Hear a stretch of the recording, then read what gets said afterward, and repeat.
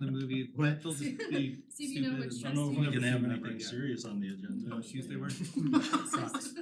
You're kidding. Like a Just public saying. hearing. That probably put yelling on to the my map, Boba Fett honestly. mask. Like, Clown face. Vampire blood, you know. Crocs and Hey Dudes, those are all Ready in for the public teenage range. testimony? Yeah, Crocs are back.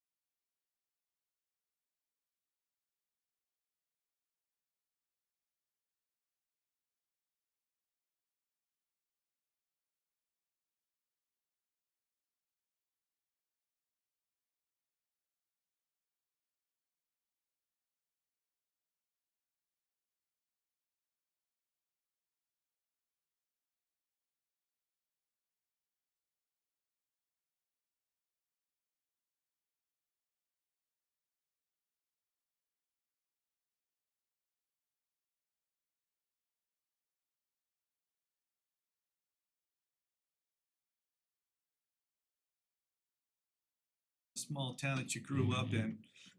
Everybody Yeah. knows you. Yeah. Okay.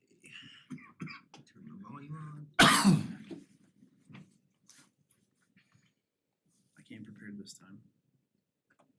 Mentos? Yeah, I heard you on the phone, man. That sucks. I didn't mean I wasn't making fun of you on last Tuesday. Oh, but not at all. Is that, but that just It sucks. it's been brutal, like it just won't go away. Just got that tickle in the back of your throat all the time? Just constant, yep. You It's eat- been are you it's been drinking almost honey? 4 weeks, yep. Yeah. I mean, I've tried everything, I've tried the honey, I Huh. do that every day. Drink water upside down. Isn't that hiccups? That's Yeah, it's hiccups. Yeah, you put a spoonful of sugar in the back of your tongue, if you have hiccups, it'll stop them like that. Really? I definitely do the upside down drinking. Yeah, the upside That drinking. works. That's crazy. Spoonful of Totally. My sugar- brother-in-law did that. That was like It's so weird, but Yeah. it totally works. Spoonful of sugar in the back Do of it. the tongue's a lot easier to do than Mm. upside down drinking. That's Oh, this true. is good. Every It time I triggers do it, the I have to muscle. like remember how.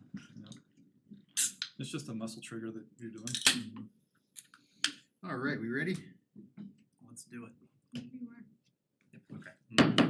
Good evening, everyone. I'd like to call to order this study session for Tuesday, August 29th, 2023. Will you please stand and join me in the Pledge of Allegiance?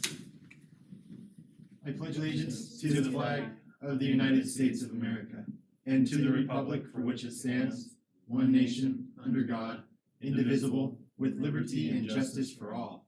Clerk, can we call the roll, please? Mayor Karspeck. Here. Trustee Albrecht. Here. Trustee Hardy. Yes. Trustee Murphy. Here. Mayor Pro Tem Grace and Trustee Ayers are absent this evening. Okay, thank you, Clerk. This being a study session, we won't have general public comment and we'll focus specifically on the subject tonight, which is a mosquito policy discussion. Given our suspension and our want to try to get the board together and just have a discussion on how we wanna go forward with this. Having said that, I'll turn it over to Administrator Kirk. Thank you, Mayor Karspeck. I won't spend a whole lot of time going through specifics, although we're happy to answer whatever questions we can. Jeremy Ollinger, our Deputy Town Administrator, is here. He can answer questions about kind of what's our current practice, if that's of help. You know, where are our traps? How does that practice and procedure work? How do we get testing? What have our test results been this year? Those kinds of things. We have some of that information available for you if it's helpful. But as we talked about at the staff level, I think we came to a specific conclusion and I'd like to suggest that maybe part of the benefit of having an open discussion tonight could get us to maybe the board to a consensus about what is our policy priority as we move forward in trying to develop this policy. What are we trying to achieve with this policy? What are the goals of the policy? And I think that would give us as staff a better idea of how we could recommend solutions that would help address those goals. Cause I think from our perspective, I don't believe that there's still consensus on, you know, what's the primary purpose for this policy. And if we have that, I think there's a broad range or a suite of options for addressing those issues or those priorities. And I think we can kind of recommend a structure for how to do that. But if I could suggest, in similar fashion to kind of, I've broached this question a lot of times in the past as we've gotten into policy topics. What's the primary problem we're trying to solve with this policy? Is it disease transmission? Is it mosquito abatement and control? Is it environmental protection? Is it, I think there's a broad list of things that we could say, this is the guiding priority. It doesn't mean that the other issues may not be of priority as well, but kind of what is that kind of top tier guiding priority? And then if we can get to a place where we can settle on that as a consensus, then I think the solutions will be easier to identify, if that makes sense. Mhm. And so, from our perspective, I think we'd be happy to help guide that conversation to the extent that we can. If you guys wanna discuss that amongst yourselves, there's plenty of information out there that I think we've gathered. We did reach out to Colorado State University, to their bioagricultural sciences department, I think is what it's called, looking for an entomologist that might have some expertise in this area. And their response back was generally, sorry, we don't have anybody that's available, and our suggestion would be that you look at Fort Collins' policy. That maybe there's some good nuggets there. But there wasn't anybody that could join us tonight, so with that, like I said, I think we're happy to answer questions, provide whatever data we can. I've reviewed all the information, or at least as much as I could, of what was sent by a couple of the trustees, Trustee Hardy and Trustee Murphy. We've obviously read through, kind of all the publicly available information on mosquito control and integrated pest management. So I think, we have some information that we can share depending on where the conversation goes. Excellent, thank you very much. Well, do we wanna go down the line and kind of, pardon me, I like the idea of having kind of what our priority is. Wrote down West Nile management, overall nuisance of mosquitoes, environmental protection, and I'd put the pollinators under that category. And I just kind of added this tonight, but governmental intrusion on private property, because I heard that before. Is that any other options that? And I think this is going to be rather tough because I think a lot of us are going to have feet in multiple categories.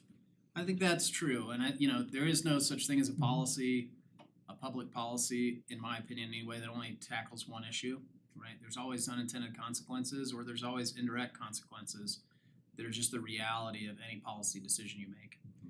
And I think we've talked about this before too. There is no such thing as a perfect policy, right? There's not going to be a silver bullet or a magic bullet that solves all of the problems equally.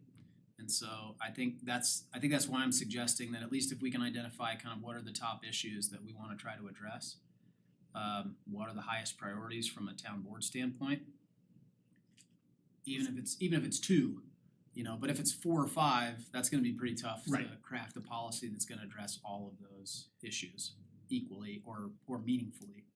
Would it be fair to say that we are already, over the last couple of years, prioritizing the West Nile virus management with the environmental protection, given we're not nuisance spraying? I would say that that's generally been my take.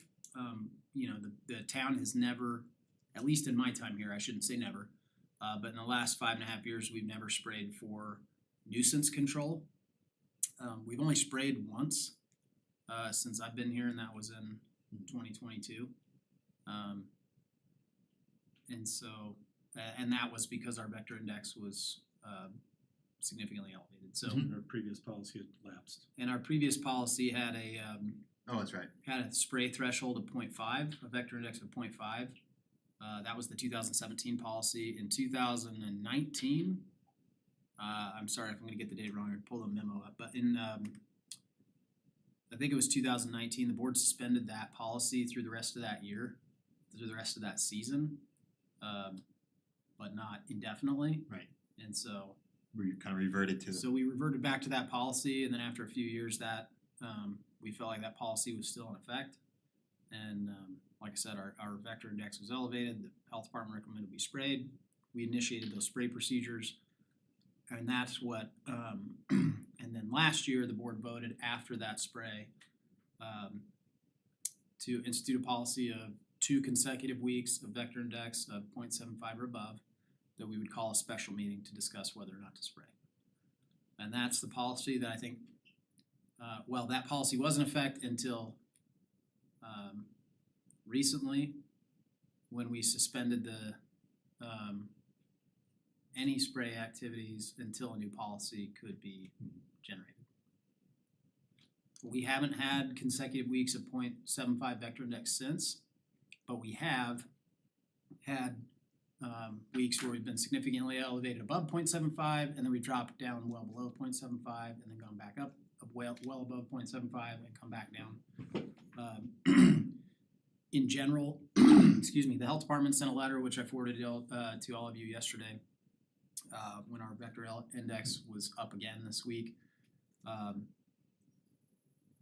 of reminding us all that over the last 8 weeks, we've had 5 weeks of a vector index well above 1.0, and that our average over that 8 weeks, I think, was 1.6 or something. So we have had some weeks where it's been down, but we've had a relatively high vector index since then. I don't have any data about whether or not that has become, or that's led to an increased number of cases of West Nile, but as I understand it, those West Nile virus cases are typically a couple of weeks behind the elevated vector index. Thank you very much. Well, just for the audience too, I think us talking over the last couple weeks about this, I don't feel that any board member is strongly just in one category. I think we're all kind of trying to provide a hybrid of several things here, which I kind of appreciate. And I myself am torn in several categories. How about we go down the line and start with Trustee Albrecht. And Mayor Karsbeck, Yes. if I may, just briefly before you guys do Sure. that, I will suggest that in the context of trying to address a large range of priorities, you know, the recommendation from really all major entities, you know, the CDC, the EPA, the health department, and even some of the kind of pesticide concerned groups, all suggest an integrated pest management strategy. And that is, there's no silver bullet here, but an integrated pest management strategy really looks at, you know, a variety of factors: education, environmental controls, you know, kind of defensive mechanisms, if I could call them that, and then larvicide and adulticide. And so, in really all cases, maybe not in all cases, but I think in most cases the recommendation is the adulticide, which is I think what's really at issue here, right? I mean, we have a pretty active and aggressive larvicide program that I don't think has been at issue. And so the real concern is truck spraying of permethrin or some other EPA-approved pesticide. That typically only be used as a last resort in pest management, and that can be done at the recommendation of the health department and under kind of a set of criteria that makes sense. And that's kind of where you want to focus tonight, or do you think? Well, I think that if we look at our entire strategy as an integrated pest control strategy, we do education as soon as the mosquito season starts to heat up. Typically in May, we start to push out the idea of the 4 Ds. That's a really accepted kind of educational strategy: drain standing water. You know, don't be active at dawn and dusk when mosquitoes are out the most, and then DEET, right? Your own kind of personal chemical protection if you're willing or interested in doing that, or any other thing that may help repel mosquitoes from you. That is kind of the educational component, really pushing the idea of like, let's make sure especially that we drain standing water, let's eliminate mosquito habitat to the extent that we can. This is a very wet place at certain times of the year. This year has been exceptionally wet, obviously because of you know, a significant amount of rainfall. But we have a lot of reservoirs and ponds and lakes and areas of standing water that are there the whole year. And so we're always going to deal with mosquitoes, right? That's just the reality of life. But you know, again, and then continuing our what I would say is probably one of the more aggressive larviciding policies or activities in the county. And then having an opportunity to spray if certain conditions are met. And those would be rare, but only in instances where it felt like there was a really significantly elevated public health risk. I think we need to determine what that is. I think the health department has given us some good guidance about that, and talked to you guys about that previously at study sessions. Or not at study sessions, meetings. But again, I think looking at it as an integrated pest control strategy, I think really starts to address a lot of the issues that we have. But maybe not all of them equally. I think the alternative is a no spray policy, period. Obviously, the health department doesn't recommend that. I think from a staff standpoint, we support the health department's recommendations to the extent that we are not experts. And I think especially as we've educated ourselves, or at least tried to, reading as much as we can find on, from the CDC, the EPA, even some of the resources that Trustee Hardy sent, talk about spraying being, a reasonable adulticide control method, kind of when used as a last resort to deal with public health issues. We feel like that's a reasonable approach. But I think we do have a generally integrated pest management strategy. And so then the question becomes, will we spray or will we not? And that's where I was guessing we want to focus tonight is the spraying. I hope so. Yeah, I mean, I don't think, we're not gonna stop our educational efforts. I don't think the board wants us to do that. That's never been a discussion. There's never been a real clear discussion about stopping larviciding efforts. And so the real question is, are we gonna spray? And that's the one thing I like about how we've been posting the vector indexes on Facebook and stuff. And I think some people are confused by why we're doing that. To me, I kind of view that as like a fire danger sign. It shows you that you need to take precautions and that you should be aware. We're giving this information also that, hey, this is what we're saying, and leave it at that, and then, put on the extra protection, because I tried to find a bunch of the posts through social media tonight, but a lot of them were deleted because they are controversial on a lot of the Facebook pages. But I just saw quite a few of them that said, I wish the town would spray so I don't have to wear mosquito spray myself. And I think there's this like overwhelming insecurity or sense of security that if we spray, then they don't have to take care of their own protection, which I think is false. And so they're missing the whole educational point by a long shot. So, but then they're also missing the point that we're not spraying, and they're getting critical of us for not doing anything when they could take responsibility for themselves and protect themselves with spray and with health. So I see the comments and I just kind of go, wait a second here, where's our educational part of this thing falling through the hoops here? So Okay. So from that, I heard kind of keep the VI posting and the educational element of personal protection. Trustee Albrecht? I think some of the issues I see that are unresolved, I want to see us have a more robust, proactive response to preventing the mosquitoes that have the West Nile virus. And I know after speaking to Chris that we do have a pretty hardy larvicide application compared to our neighboring cities, but I think there's more we can do. And I think I'd like to see us move toward, like you said, a strategic approach where it's not just reactionary but proactive. So this one, the issue is how to be more preventive, and then how to allow people to make their own health decisions and empower them to do so. I do think there are missing communication components. When you see the high vector index, the response is there's nothing we can do because our government's not doing it for us.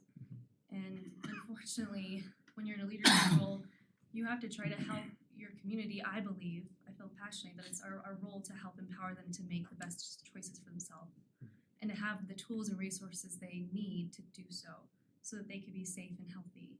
In whatever way that means. For some people, health means to reduce the risk of West Nile, and for a lot of people, it means to keep their organic gardens intact without being sprayed, and so they could feed their families and their animals from healthy crops. And so there's different ideas of health, and that's why I think the difficulty with this is when we impose governmental health restrictions or chemicals, we're telling people how to do it and removing from them the onus of how to do it themselves and giving them the tools and resources to do that, and then coming alongside them in proactive ways to say we're not gonna take an idle seat when we see a huge issue coming up. We're actually gonna participate in doing something with the community and for the community that is not gonna impact health for everybody.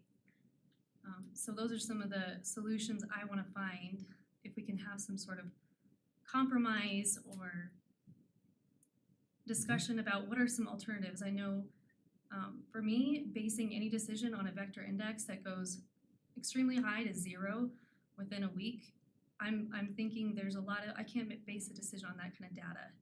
Like, it's not solid for me. And even if it's several weeks in a row and it drops down to 0, is the environment self-correcting?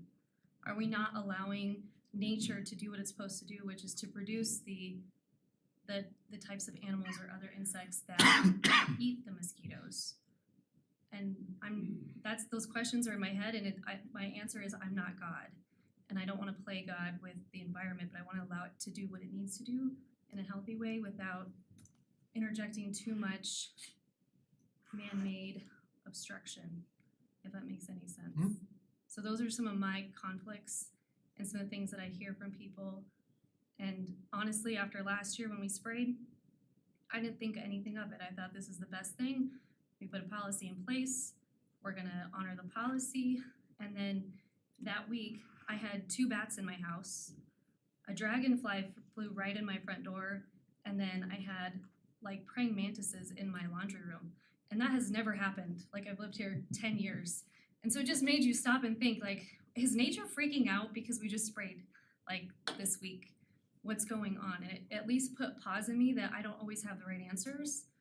And this is coming from someone who's had West Nile, was very sick, and my dad has had West Nile and has had lingering effects. And when I talked to him about this, he also said, I'd rather be sick than have my government force a chemical on me. Yeah. And so these are just some perspectives that I would like to interject into the conversation. And I know it's just one person's viewpoint, and I greatly value everybody else's input and where they're coming from too. Trustee Murphy, excuse me, anything you'd like to add or?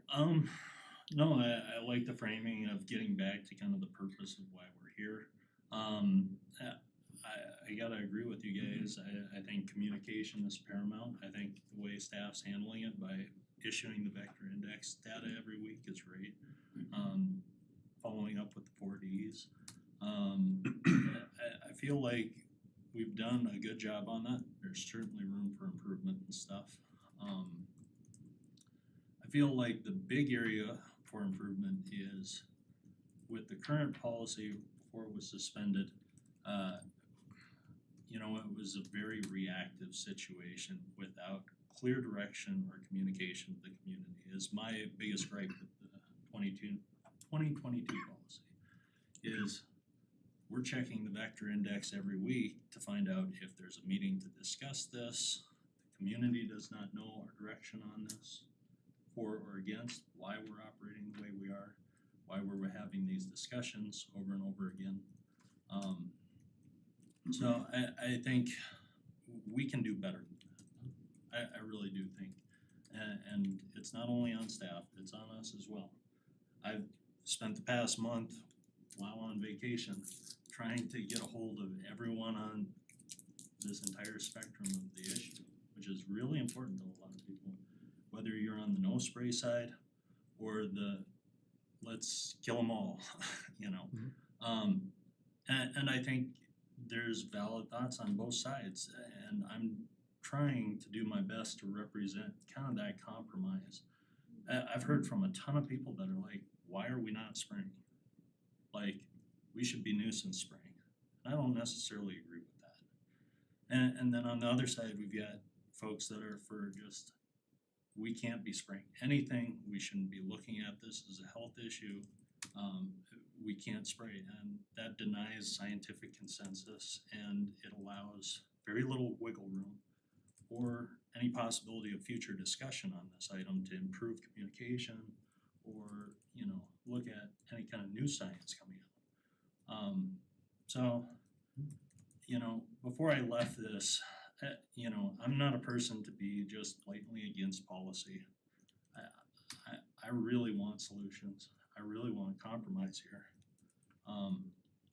So for me, and this is my opinion, we had consensus that generally aligned with the health department back in 2017. The board passed that policy. It did not kick in until 22, crossing that 0.5 vector threshold, which is lower, but backed. And Larimer County Health is their preference for a vector index indicator. I tend to be more conservative. I think City of Boulder's study, independent study, basically came to the conclusion 0.75 was a better number. That's what Fort Collins operates under. Looking around at the policies, and I did some of this last year, I'm not sure if there's been changes this year, obviously, because of all that's going on, and we're all under pressure. But I personally really like Fort Collins policy because it is the 0.75 threshold, as well as not only that, but they are really effectively communicating this to the public. It's out in the papers, it's online, where we're spraying, what we're spraying, why we're spraying it. This is the reason. And it is kind of a last resort for them. So I wanted to put this policy out there as a revision on 2017 to kind of handle some of the concerns that our community, I think, has. And part of it is education. So I think part of that is allowing people to see what is being sprayed. That's all publicly available through the EPA, through registrations, which are reevaluated every 15 years. These things have plenty of studies out there. World Health Organization, citizens sent that to me. Basically, there was a meta-analysis of 250 odd studies saying permethrin, in particular, which we're using right now, is generally safe for everything. Now, this whole subject deserves nuance and certainly deserves supplemental, you know, thoughts. I want input from all of you on this policy. I think we can come to some sort of compromise here. I don't pretend all the answers are here. I don't pretend that it gets everything right. You know, I think we should have a policy that evolves to handle some of those things, particularly communication, as well as mitigation with our pollinator community by adding additional supports in place. I think that's the areas we can honestly build from. But as far as policy, I think the central purpose, honestly, should be spraying out of a health concern in line with Larimer County, ultimately. And we've got to prioritize our own interests and how we do that, what that threshold is. But I think an auto trigger kind of policy is the solution for that. What that threshold is up to us. But I think if we have an auto trigger policy of some sort, staff knows exactly what to do when that vector index threshold is crossed. Citizens know what to do because we're gonna have that online available, that information that reinforces that. So if you are concerned about your organic garden and wanna cover it up, you can do that. You know when it's coming. We have time, we have the actual, you know, spray that's being applied. Information is publicly available. I also tried to address any concerns if there's misapplications. Obviously, we can't see what they're doing out there in the community when they go and actually run their trucks. The community can report that to us in my proposal via email, where citizens can send it in if it's not being applied in accordance with its directions, which hopefully would be publicly available. They can report that, and that comes directly to us as well as town staff. I think there's certainly areas of I'm certainly open to any kind of additions, you know, thoughts on that. I wanna have like a serious discussion about this on what these thresholds look like and what's acceptable for us to ultimately address the health issue, excuse me.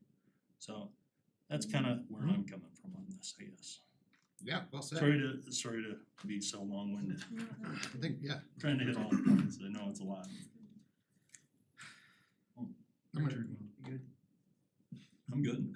well, I'm gonna get whacked for this, I can but keep going, I don't know. I don't know, I've kind of done a 180 and it, not all for scientific reasons, some of it is just because being around since 2016, always seeing this be just consume months of our summers. I mean, it was our second study session on this, or special meeting on this. I let Trustee Albrecht, your original idea that you kind of proposed way back of sending it to the voters, I really liked. And I know typically that's kind of frowned upon. People look at that as why can't you make your own decisions? I just think of this as less environmental, less public health, more just having the community decide, and then the board and staff have an easier job after that, because we can always point back. My problem with spraying now is kind of been highlighted over this whole season, and just seeing this go from super high to zero without any town input, and that kind of made me question, you know, some of the efficacy of this. And I'm not one to say that when people say spraying has no effect, well, it clearly does by all the data. But to be able to tie that to a vector index when our trapping is based off of kind of an average of a week, and so we don't know if we had a 5.0 vector index on a Monday, and then the tests were pulled on a Tuesday, and then we're spraying the following Tuesday. We have no idea of knowing the effect on that. So that's kind of my problem with that, and that feeds into a little of the group that just has a problem of interfering on private property.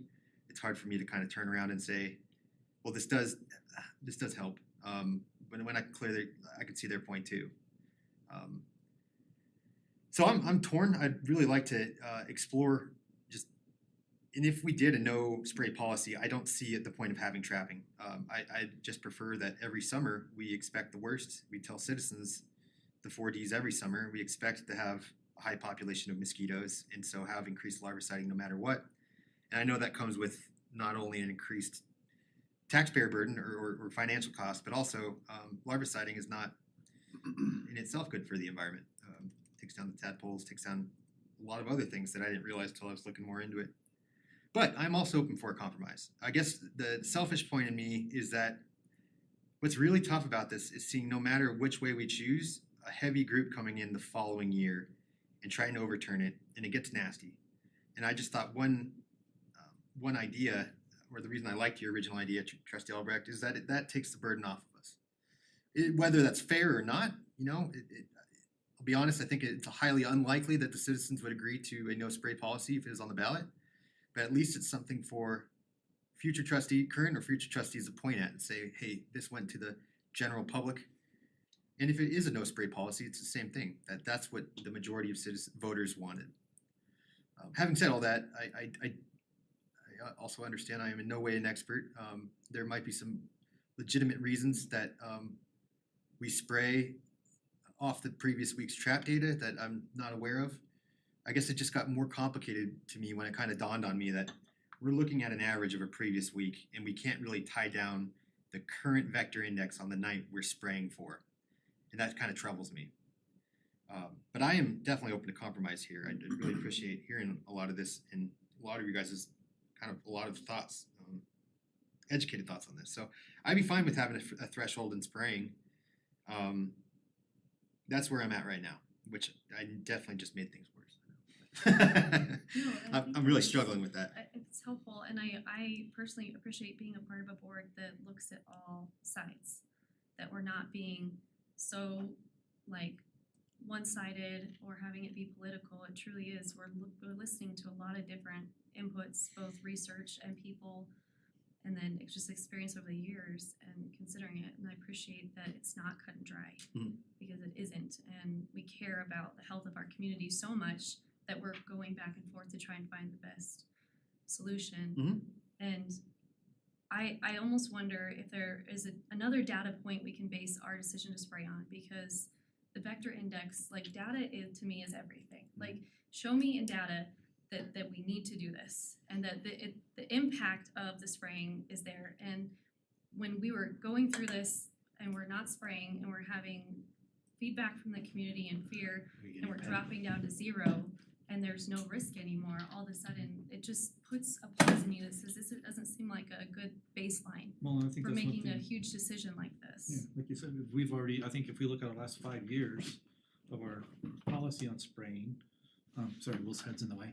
It's like I was talking to me and your head got in the way. No, I just think, I think Berthoud has kind of set some good standards here in a way, or not, maybe not standards, but a history of what a community looks like that doesn't spray versus communities that do spray. Loveland and Fort Collins have both sprayed at least 6 times this year, based on a 0.5 and on a 0.75 vector index. But yet I have seen no known significance proof that spraying has had any positive effect in reducing or eliminating citizens from getting West Nile. I still believe that it causes a not insecurity, a sense of A like, false well, sense of the security. town's spraying, so that means I can go out in shorts and a t-shirt and not wear bug spray because the town's taking care of it for me. And I think that's a really bad message to send. And if we just have a policy out there that says, hey, look, this is an environment, because the thing with Berthoud that's different than Loveland and Fort Collins is Loveland and Fort Collins are like, what, 7 or 8 times bigger than we are? So when they spray an acreage that huge, that's a big impact on what they're trying to control. We're like a toothpick in a bucket of sand. We spray in that little bucket, we pull that toothpick out, all those mosquitoes from all the ag land around us swallows right back in the very next day. So how effective is spraying for us in Berthoud? We're an agricultural community that's surrounded by water, irrigation ditches to boot. And this is gonna be one question I had for Chris tonight was, with all the excess rain that we had, how does VDCI larvicide for us? Do we have set ponds that they go on larvicide every week? Do they actively and proactively find new bodies of water and hit those with larvicide, or they just hit the same ones each week? What kind of accountability do we have for VDCI to show us that they're actually larviciding and to the amounts that we need in order to control that? I see no reports from VDCI on our larvicide program. So I don't know how effective it's been, like if they're slacking or if they're really aggressive. We have no reporting on that. I'd like to know more on that and see if there's any sort of reports they give us with our invoice that says we larvicided X number of ponds within your region. And I know we're hitting some outside the city limits, which is good, but if we're gonna have a spray policy like Sean is instigating, then I think it should be collaboratively with Larimer County, because they don't spray. And if they want us to spray, then if we're gonna be spending $10,000-$15,000 a night to spray, then we have to have an agreement with them that they're gonna be spraying another perimeter outside our city limits to make us the size of Loveland or Fort Collins, and they're gonna pay for that. Because I think they need to put their data or their request and back it with their own money. Because I think it's useless for us to spray such a small little needle pinhead of the county and just have it be infiltrated again the next night. So I need more positive data to show that spraying is effective and not just destructive. Because I see this destructive benefits of, or the destructive results of spraying in our community, but I haven't seen any of the health benefits from it, because to me it's just creating more health benefits and more environmental benefits. And then good, because like you said, when you spray, you kill off all the things that are eating the bugs that we want them to eat. And then what are we making the problem worse by killing off all these other insects and birds and bats? And then also the CDC has put out documentation on Promethean saying it's safe, but they've also put out documentation saying that insects are becoming resistant to it. So how much more spraying do we have to do in order to make it as effective as it was when it was 15 years ago? So that means just like, if you take drugs and antibiotics, you become resistant to it and then you can't fight off your infections. So I think we're creating a bigger problem by spraying as often as the county wants us to spray. And I think we've built a much stronger environment by letting it defend itself and then educate people to protect themselves as well. so. Yeah, to that last point though, I do think there's a mass die off of birds and insects after a spray. I mean, at least hasn't been my anecdotal experience that one time we did it, that I saw a bunch of dead birds the next day or anything. Citizens did point out one video of a bunch of flies, dead flies and stuff. So, and that could be true, but I just wanted that my experience is that there's not a mass die off of our biodiversity following a spray. And that might be some of Sean's points if done correctly, which is hard for us to verify, but Administrator Kirk or Deputy Town Administrator Kirk, do we go over our larviciding program real quick as far as increased, what we do now, what we do when we wanna increase it, that type of thing?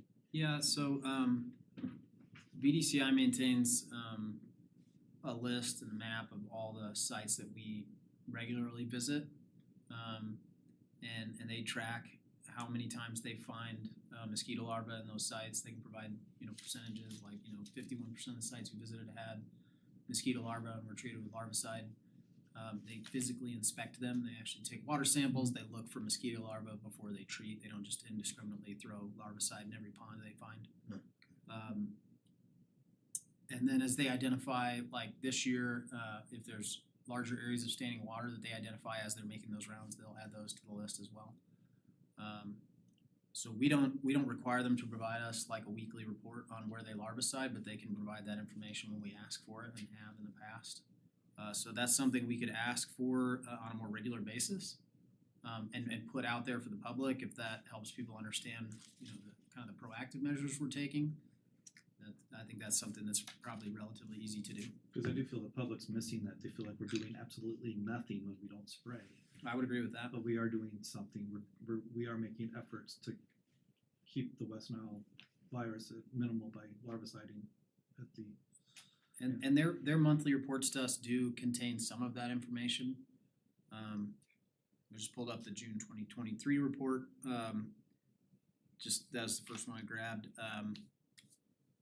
They said VDCI field technicians performed 187 site inspections in June. As part of the larviciding program. Of those 187 inspections, 81.3% were wet. Had standing water. 56% were producing mosquito larvae. 36% were producing mosquito larvae, and a total of 114 acres of land were treated with 322 pounds of BTI and 50 ounces of BVA mineral oil. So we have that information in our monthly reports that get posted on our website, but it's not on a weekly basis. Is there something we could ask for and they could do you think? I suspect, they track the data every week. We could ask them if they'd be willing to produce that for us Cause I think every it goes week. hand in hand, we're showing our trap data, but then let's show what proactive data we're doing to Mhm. help prevent that. And then Yeah, it's cause I think also- we have a very proactive program, really, relatively speaking. What do you think the county's tolerance would be to, if they don't spray, they don't, they did say they did once, then I read their website and they say we have no taxing vehicle to do that or taxing platform They do. for that yet. No, like a mosquito district, which is, Yeah, you look on your taxing bill, there's someone pointed it out to me in a Facebook post. oh, well, we gotta that change their there's- website then. There's something on there that says it's being used for mosquito spray. I couldn't find mine, but Yeah, I don't believe that that's the case here. I couldn't find it. I didn't see Oh, it, okay. so I don't know if those. But it is on their website that they don't until they have Yeah. a special district. But what if we talk to Tom about increasing the trapping around the area? Cause I do have agreement with trustee Hardy that a lot of this could be infiltration from ag land. Yeah, I Do think you we think Tom would be receptive to them paying for more trapping or? I don't know, it's a good question, we'd have to ask him. Well, I don't wanna assume what he would be comfortable with or not, but Would it be possible to consider only spraying if a West Nile virus case is detected in Berthoud? Because that's a confirmed issue to our community that's threatening our community. the hard part Otherwise, is, it's outside of our community. I don't know that that will be a real clear indicator for you either, because somebody from Berthoud could have been infected while they were in Estes Park or in Gilcrest. So we don't, It's the same thing with COVID. It's just Yeah. almost the same thing where we don't, just because somebody from Berthoud has West Nile doesn't necessarily mean they were infected here, so I don't know if that's a really It's just good so tough. indicator. And I think, there's this idea of, you guys know this term, the leading and lagging indicators, right? Lagging indicators occur after the fact, and they try to tell you how something performed or not. right? Leading indicators is evidence of a more proactive kind of management strategy, right? So a leading indicator might be how many acres of land were treated for larvicide, or you know, how many posts did we do on Facebook and our newsletter? How many times did we get information out to the public about our management strategy? Those are these kind of proactive leading indicators. Lagging indicators would be like, like vector index is a little bit of a lagging indicator, right? It's kind of after the fact, how many mosquitoes have West Nile virus, right? And I think you can use both to determine the success of a strategy, but there are some lagging indicators that are just not going to be ultra reliable.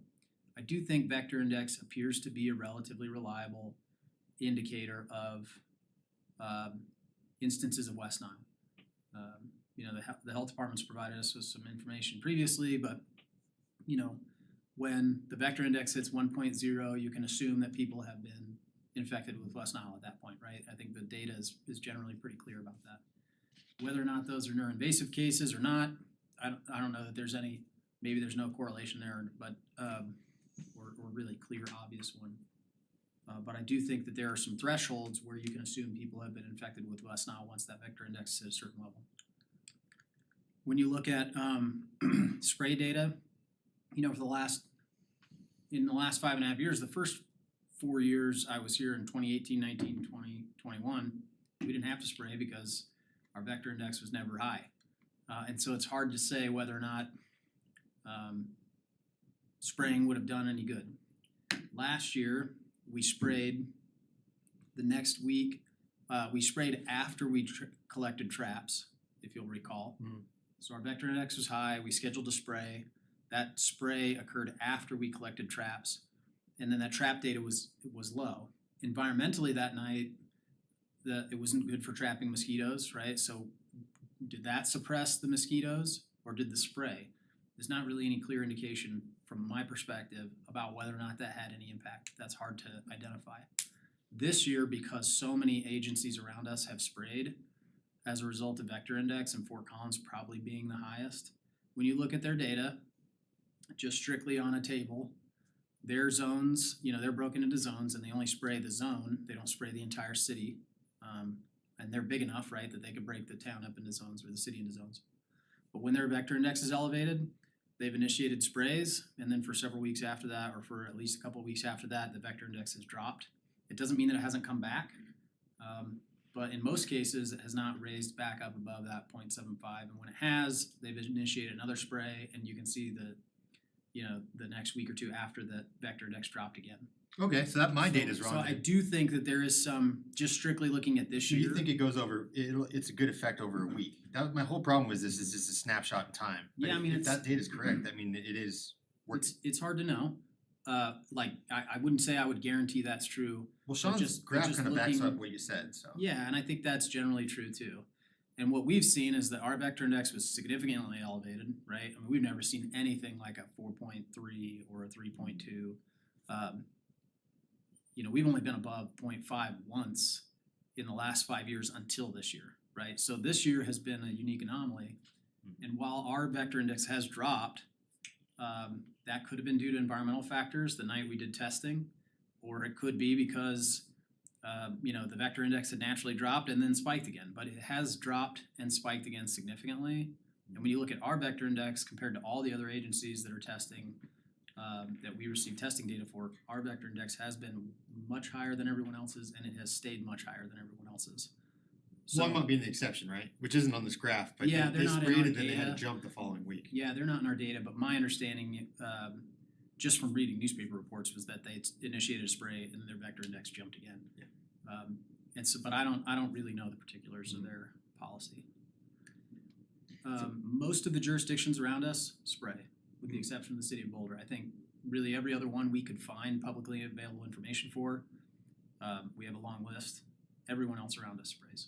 And I was trying to find their trap. I don't think they trap either, because under VDCI's map of northern Colorado, all the data points for Boulder are on the perimeters. That makes me think they're actually in county property. Yeah, so Boulder County does test. Right, I'm saying trap city and of test. Boulder. I believe that the city of Boulder traps, they do keep track of mosquito abundance, and like their website says, you know, the mosquito abundance has increased Okay. steadily over the last several years. I mean, that's what their website says. I have no idea what their data is because it's not, I didn't find it. But I do believe that they trap for abundance so they can count, but I don't believe they test. Or if they do, Okay. if they do, that's not publicly available Yeah. that I could find. It's not that it's not, Right, and right. I didn't personally call the city of Boulder. Supposed to be VDCI, okay. Okay, well, that's good news. Does Boulder County spray? Do we know? Did And Boulder County will spray, Okay. as I understand it. did it in a zone? That's a good question. I'm not sure I know the answer to that Pretty question. big to do the whole But I county. do believe that Boulder County will spray when they believe the vector index is elevated. Okay. Deputy Administrator, Olinger, do you have anything to add or anything you're hearing tonight that you'd like to add anything to? Is there any possibility of, I know we keep saying, which is probably true, you know, breaking the town into zones, pretty pointless, cause it wafts over to a new area and we're a small town. Or one zone's like the size of a zone of homes. I do think, so I have a high trap count in Town Park, and I'm not saying it's conflict of interest, it just is what it is. It might make our neighborhood feel better, and it might make, would it still make you feel uncomfortable, even if it was only applied to a different area of town? Well, I've got two sides of the thing on it. One is, I haven't seen anything that convinces me that spraying's as effective as it can be, or I still feel it's creating a bigger problem, I guess is the best way to phrase it. I'm not 100% against spraying. I just want to make sure that we're not overdoing it, and that's kind of where, when I came up with the policy a year ago, that we would wait for, 2 consecutive tests, because I figured, I tried to go for 3 and a 1.0, but the board wasn't on board with that back then. So we dropped it to a 0.75 and 2 consecutive tests. And then a discussion meeting to decide the factors around the spraying. So I felt like our policy was working, but then when it came about to actually having that discussion, because Sean wasn't here and Carl wasn't here when we made that policy, it was kind of a, whoa, wait a sec, why do we have to discuss this thing? And I think that's where the communication from board to board didn't happen. So what if we did, I'm just throwing this out there, and I don't wanna cut anyone off, so please feel free. What if we just kept what we had, but we just made it an automatic trigger? So 2 weeks of 1.0 would If go we- straight to Chris. If we did an automatic trigger, I'd say raise the vector index and make it 3 tests in a row. In my mind, that at that point, it just gets arbitrary, because you're looking at that first week, which is now almost a month old. Yeah, but I mean, look at how quickly VDSI didn't react. We had a vote in saying we were gonna spray, and they said, oh, we can't get to you for 2 weeks. Okay, sounds like we wouldn't So wanna to go me, back it's to that. like, well, maybe it's not quite the emergency if VDCI doesn't feel it's an emergency. Well, no, In fairness to there, yeah. VDCI, they Their are company. spraying, they were spraying all over northern Colorado Yeah. at significantly higher rates than typical because of the unique year, so It's not that they didn't care, they were booked out. yeah, I don't, But yeah, that's it's the not thing, an like, issue of them not caring or Because not we're not believing it's regularly emergency. spraying, they didn't have us on the schedule, so if we're gonna be 2 weeks out on spraying, it's like, what's the point of spraying at all? Because That's in true. 2 weeks, our vector index will be back to 0 again, and we spray when we have a 0 index. Could we And- put and them the on health- like a retainer? Well, they sort of are already anyway. I mean, we have an ongoing contract with them. The health department did step in. I mentioned this to you guys before. The health department did step in, and that Monday night when we wanted to spray, we got word on Monday that we could spray that night. But by then, our policy has always been that we give people at least 24 hours notice and really 48 before that spray occurs. And at a staff level, we just felt like we couldn't do that. Because we hadn't been able to get them to commit, but the health department did have some pull and did make a call, and VDCI was willing to bump us up the schedule and move somebody else off because we had an emergency rather than a nuisance spray. But we just couldn't do that with enough public notice, and we had the study session scheduled for the next night anyway. Okay, well, that's good And then. I think I mentioned that before about. How would you feel about going, or you guys, I keep looking at Tim, about the last policy, but just making an automatic trigger? Sounded like you wanted to bring it down to 0.75 again, Trustee Murphy? So my kind of thinking, and this goes along with like the zoning discussion, we've got, what, 6 traps in town and stuff. I feel like, you know, a zoning strategy for a town this small is probably impractical. Okay. Except for the Will County one way out 5 miles out east. Well, yeah, I mean, it is part of our town. Yeah. But it'd be a zone. Well, No, I get your feeling, Trustee Murphy. the point is we have such little data and our town is so small. I feel like that would largely result in more spraying in neighborhoods all around town trying to hammer this out if you have a threshold based on individual traps, and it's more prone to error. If you're averaging across 6 or additional ones, which would be great, you're less likely to trigger that and stuff, in my opinion. No, I think you're right. I think if it was by just going off averaging everything. my trap, we'd be constantly be hit. Yeah. But like where you live, wouldn't unless you trap next to you. No, so if you're averaging across town, you're getting a better read and you're less likely to spray until you're kind of hitting those numbers across the board. So I would lean against any kind of zoning policy. As for the threshold, the reason I lean towards immediate spraying after 0.75 or whatever the threshold would be, the reason to trigger an adulticide spray is to make sure it's effective and early and not delayed. So we can have a better impact earlier and hopefully negate the need for later spraying. When we expand the population, when they're laying eggs out there, it's going to be less effective when we're out there spraying, when the population is J curve up. Okay. So in my mind, you know, I know we want that kind of certainty, but it isn't there with any of this, you know. Right. We have, we can put really good policy in place.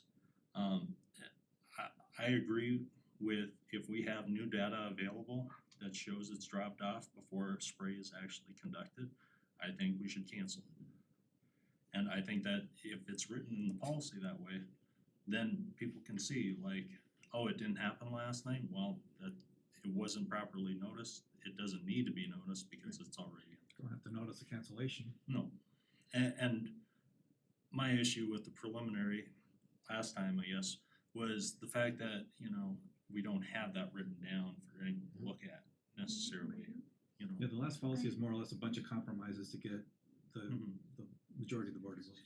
You know, I do agree that we need to put a policy in place that sets a trigger for staff to activate Yeah. without us Go to having the that board. conversation. And in all fairness, that last policy, we didn't have this kind of situation going on. We didn't have a constant vector index that was high or at all. So we didn't have to worry about what's going on now. So this is kind of that tested that policy, and that policy is not good for this situation. So I think it is important we have a policy and that it sets a trigger.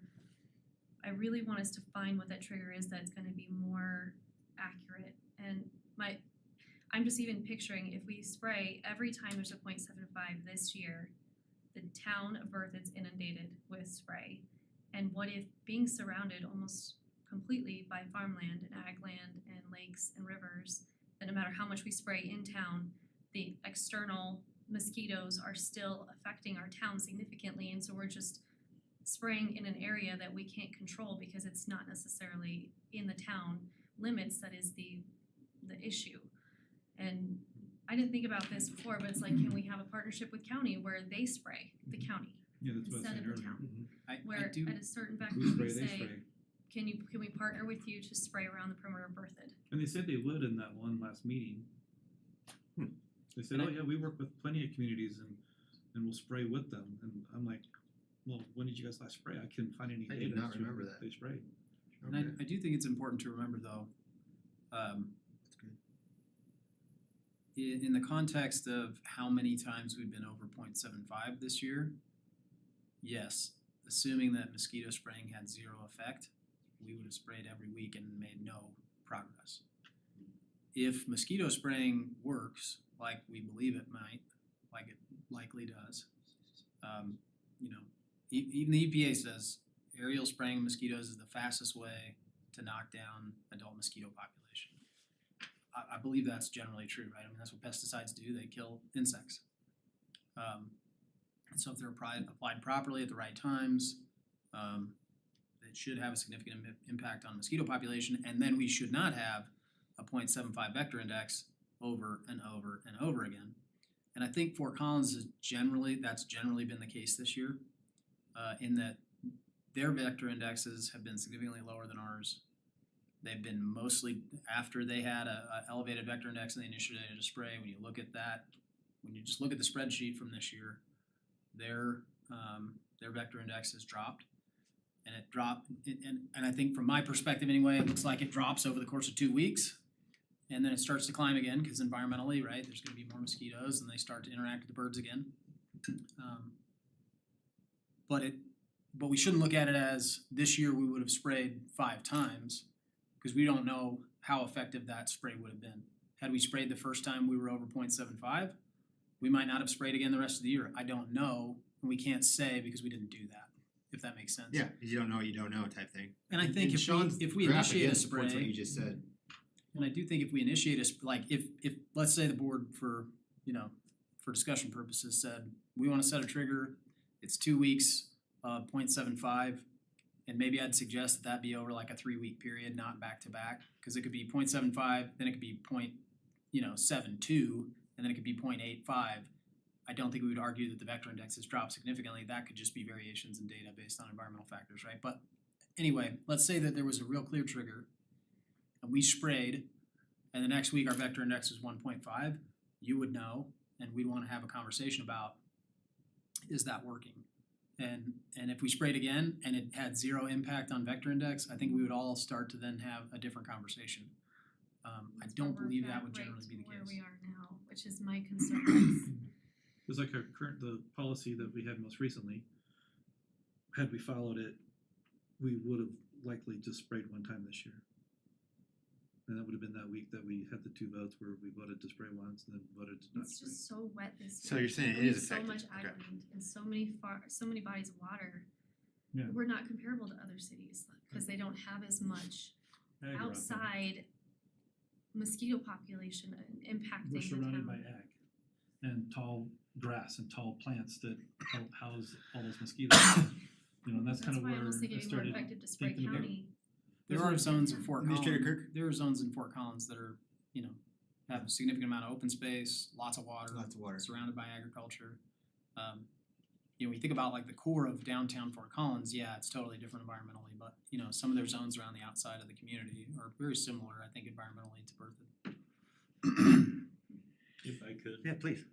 And that was part of the reason I sent that graph out, partly because looking at a spreadsheet is eyes glazed. Yeah, very helpful to me. I love seeing it. But no, I feel like you can look at a weird year like this year, and Fort Collins is where I'd like to go with our policy, honestly. You look at that graph and they've got that 0.75 threshold for similar zones to the size of Berthoud and stuff. And it's like they are actively managing it and keeping it under those, scientifically backed thresholds of like 0.5 to 1 largely in a really bad year. Their policy seems to be working to me, Yeah, from your graph it is. you know.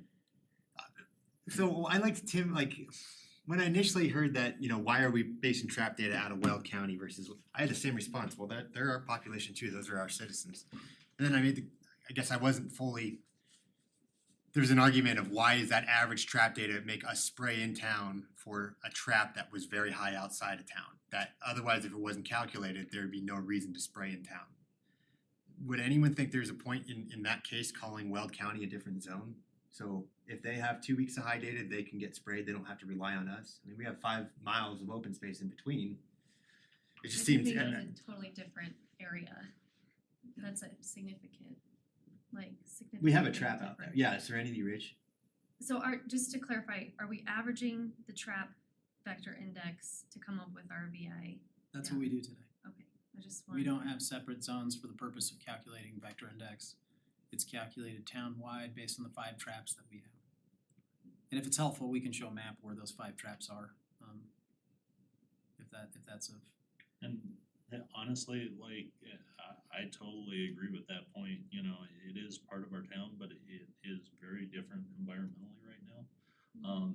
So, you know, I could certainly see splitting, you know, Old Berthoud from New Berthoud, you know. Cause they might say, hey, we have 2 weeks of really high data, but it's the old Berthoud that's keeping it down. We have an emergency out here, or vice versa. They constantly have it high and people are frustrated in town that we're getting lobbed into something that's 5 miles away with ag in between. So do you see any point, Administrator, in two The only zones? thing I would wanna talk to the CSU lab and understand, is there I'm not sure that I could, say confidently the way that the formulas work, right? That when they take all this information, are we gonna unreasonably increase the vector index?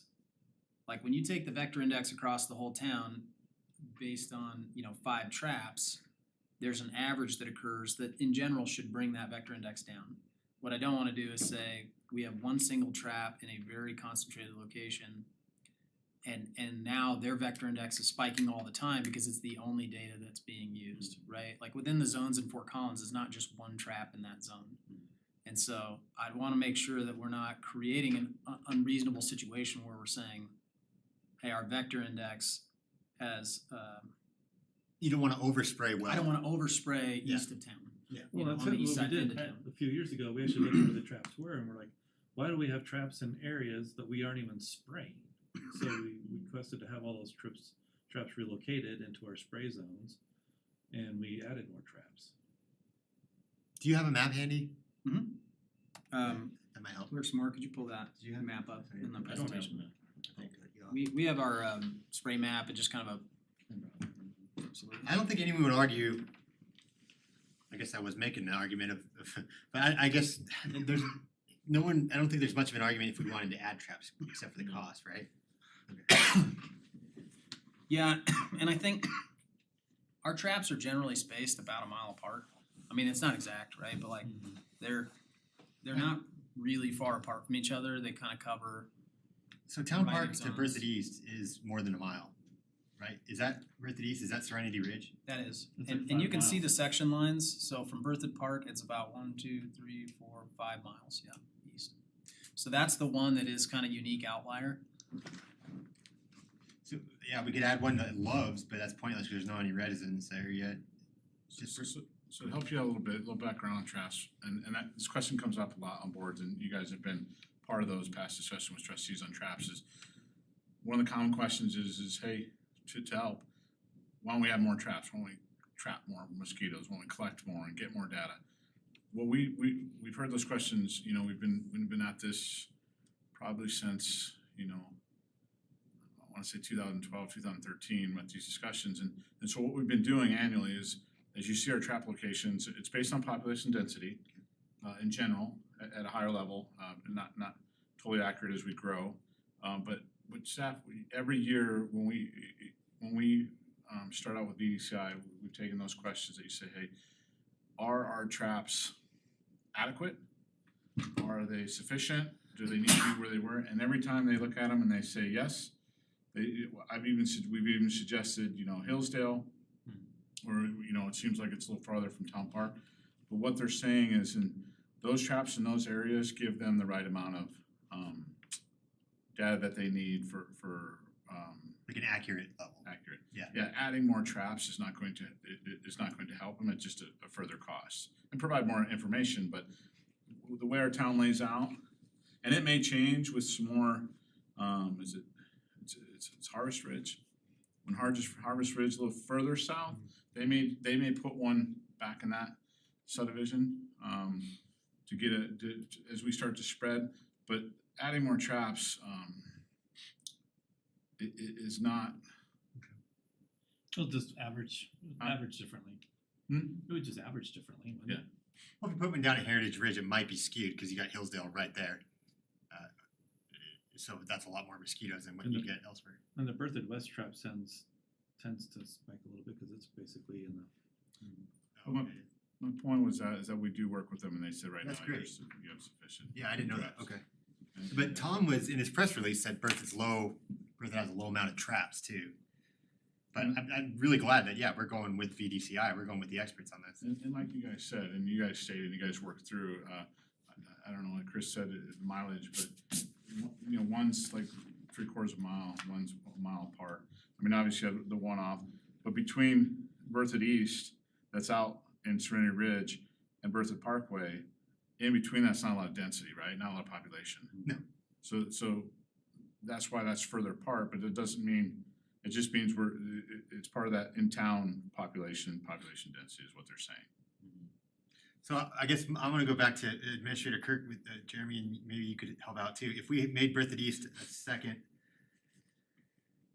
district or zone, Administrator Kirk, you're worried that it repeatedly be high. I guess it's such a small development though, that might be an accurate thing, that they have a repeatedly high amount. And that might be the case, all I'm saying is I think we should ask. Yeah, okay, that's We what should you ask the ended lab, you know, what What would they that think. do, you know, In- is there a chance that that's gonna somehow yeah. unreasonably skew Berthoud East to have higher numbers on a regular basis? Just a quick question. Obviously, I don't think we wanna move away from the averages, but talking about processing these traps and stuff, would adding additional traps cause any hindrance with the processing on CSU's end? With speed or accuracy? I know they've had backups this year, but I mean, yeah, I mean, they, I mean, you could, if you guys have been on the websites, Loveland has a lot of traps processed, Fort Collins has a lot of traps processed. I know this year they lowered the counts that they were counting, they only went up to 50. So, and you guys are aware this year, Berthoud had some of the highest abundance in their traps. I mean, we were pushing total at one point between 45 and 6,000, several weeks in June and 1st of July, in total of our 5 traps. So they were only testing 50 because that's what they had the time for and the staff for amongst all the cities. I was gonna say, if I'm correct in this, it's basically grad students taking the tweezers and sorting them out, right? Yeah, so actually I think VDCI does the count. Okay. They separate, identify, and do the count, and then they provide those mosquitoes to CSU that does the testing. Okay. I believe that's correct. Does VDCI, so CMC would used to have, you could send in, when Brooke was here, she said if you see an insect the day after a spray and you're worried that it's permethrin that killed it, she said you can send it to us and we'll get it tested for you. Do you know if VDCI still does that? Oh gosh, I'm not sure. I think that's one way to make citizens feel better, that they could send something afterwards to VDCI and have it I tested. mean, Brooks is still with the company. She is? So- Okay, yeah, I'm pretty She is certain or she she's said not? that. She is or she's not? She is. That might be something we wanna, I don't know, advertise or not, but that's I know good there's to know. testing available to beekeepers that can have their hives checked or waxed of bees. Okay. If you feel like your hive's been affected by pesticide controls. Oh, that's good to know You too. can send in, I can provide some testing locations that you can send bugs into to have them tested. Okay. That might, yeah, that last spray, that might have helped out with some of that unknowns, is just say, send it in, then we know for sure. And that's kind of Sean's, to your point of overspraying, that might be one way we can catch some of that, if VDCI, if that happens to happen. You know, one indicator, if you can tell if a bee or pollinator's been killed by pesticide, is that their proboscis is usually sticking out Okay. when they die. Okay, so, yeah, I guess we'd wanna clear with the pros before we look into 2 districts, Administrator Kirk. But I think we're still back at the same point of how we wanna handle this policy. I'm really flexible at this point now. The 2 weeks at 1.0, 2 weeks at 0.75, 1 week at 0.75, or Trustee Hardy's 3 weeks of 1.0, Or 2 weeks. or 2 weeks of 1.0, plus, do you still wanna do that triggers a meeting, Trustee Hardy, or do you wanna do that triggers an automatic spray? Well, when we first did that, it seemed like that was a good compromise with that current board. Where that failed was with this board, where I thought we were being more environmental almost 'Cause- by being 0.75 and waiting 2 weeks. yeah, because the But reason why really, that's kind of a standard across. the reason why county. the discussion session was put in, I thought, was because we wanted to be able to evaluate the current conditions. And in this case, our current conditions were abnormally off. We had the most rain that we've ever seen in years. So any other year in the last 5 years, that policy would have triggered maybe twice. Actually, it would have triggered 0 times in the last 5 years. Would it, how about, without that special meeting, that still would have only triggered twice? So if you had an automatic trigger, we only would have done it twice within the last 2 years? We had an automatic trigger of 0.5, and we only sprayed once in 5 years. And that was over We- 1 we- week, right? In 5 years, we never had a vector index over 0.5 until 2022. So last year was the first time since 2018 So that we've this had a year's- vector index over 0.5. So this is a unique year, I hope. It's been nice getting all the rain. Absolutely. I mean, I don't hope that we don't get more rain. And I don't think we should be looking at something that I hope we don't hit it, because if we do, then we run into an issue of, we created this policy hoping we wouldn't hit it, and now And we that's- do, we looked That's at what I it. thought the last policy what was fine, happened. Yeah. Yeah. because So we what, don't hit above 0.5 I very would- often. Appreciate the index being higher for longer, to show that it's not gonna fluctuate back down naturally. So maybe 3 weeks at 0.75.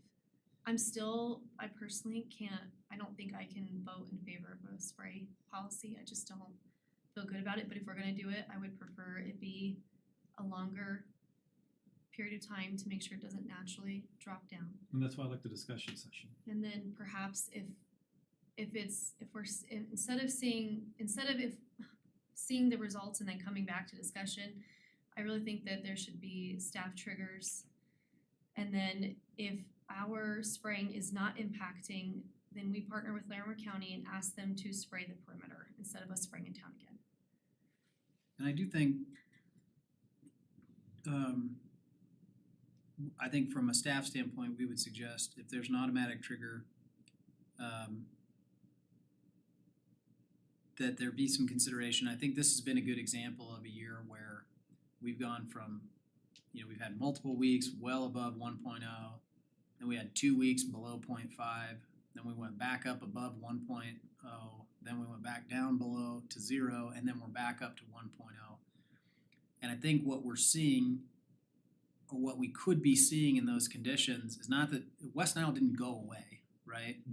West Nile never went away this year. Even when the vector index dropped to almost nothing, or even 0, it just came right back because it's in the bird population. We already know it's here. Mosquitoes are biting the birds and then biting humans. That's just the natural biology of it. So I think there should be some consideration of the fact that, like, again, if we're picking consecutive weeks as a threshold, we could go exactly what happened this year. We could have had 3.0, 4.2, 0.32, and then we'd be like, we're not spraying, and then the next week it's back above 1, and then it's like, wait, now what are we doing, right? And so I think there's some challenge associated with consecutive weeks of spraying, or consecutive weeks. Now, I'd suggest that in that case, if we're gonna use a consecutive weeks threshold, then maybe it might be if there's 2 consecutive weeks of 0.75, we initiate a spray. If there's 1 week over 1.0, then that's a trigger, or something of I that think that's great. magnitude. I don't know if that's the right solution. I'm just saying, I think that's if we're great. looking at consecutive weeks, I think there's potentially flaw in that system. Yeah. That we're gonna just end up addressing again anyway. Well, if we're telling citizens we're doing this for your protection, but we're waiting 3 weeks, by that 3rd week, plenty of people have already been exposed to this 0.75. But see, I don't want to have the spray be considered our protection for our citizens, because the citizens should be protecting themselves initially anyway. Well, I think if we're having this conversation, it is to address West Nile, so it is a protection to citizens. I think you and I might be feeling similar about the efficacy of it, but I think that's the whole reason this program exists, is to protect the citizens. Is it perfect? No. Yeah, they still need to, Well, and protect. here's the challenge in my mind, is protecting citizens from West Nile, but protecting them from the chemical too. So Yeah. I'm trying to protect both. We're fighting a neurotoxin or a and so, neurodisease with a neurotoxin. And And I I do- understand that you can see what's in it, and some people are okay with that, but some people aren't, and they should have the right to say, I'm not okay with that. Like, the FDA approves red food dye, but it's been proven to cause a lot of different issues in children if they eat it. And then I get to choose whether or not my kids have that, right? And Yeah. that's where it's up to me to decide what's healthy and the citizen to decide what's healthiest for them. And we want to empower them so that they do take proactive measures so they don't contract the virus by being out at dusk, or if they're a vulnerable population that they have all that they need to be safe, including resources on our website that says here are a lot of ways that you can protect your yard and your property and your health during this heightened issue. Like, we want to be proactive, we do not want to be silent. But I do have concerns about long-term health issues for communities that are spraying. And I don't think that's just me, and it's not just about the bees, but we're connected to everything that grows in our community. There's Like, lots of all pets life and people out is- there. Is tied, and Sure. this year I've seen, I don't know if you guys have seen all the bees. Like, I didn't see bumblebees last year, I think a Like, it lot of was- that just has to do with more water. I've seen more frogs too. but it's like staggering. It is, and it could be, Life is flourishing right now, and Yeah. what we're about to do will have an impact, and not just on the bees, but what the bees impact would, which is our food and our livelihood and our oxygen. Like, it's just all I get it. interconnected, you Yeah. know? I get it. My only points are is most of our food comes from Central California, unless you're, make 100% eating out of your garden. And they do say you should cover your garden, so that should help out somewhat. It's not pure, yeah. So what would you feel about adopting a policy but sending it to the ballot? That way it's just, That, I honestly think that's the best compromise, is we set a policy, and like I said, I think it should be a trigger for staff to activate, and then we could put it in the ballot, so that if people feel strongly enough, or a majority feels strongly enough to override spraying, then they get to choose. Consider on the ballot as a no spray option. Yeah, I think that's a necessity, cause I think if you're gonna put a ballot question, it can't be a suite of options, Mhm. right? It's gotta be a yes, no. And the easiest yes, no is should the town Not spray. not spray, right? I mean, we'll come up with a much more eloquent way to say it than that, but yeah, so I see that point too. I think a lot of us have, I've certainly drifted, and a lot of it isn't have anything to do with bees. It just has to do with feeling that, hey, I don't want this, and you're saying this, and it's not totally accurate, if it's based a week old. The pro And for and the we ballot. still allow people to, spend $20 a month and fumigate their own properties, which I still think we should allow, cause that's your private property.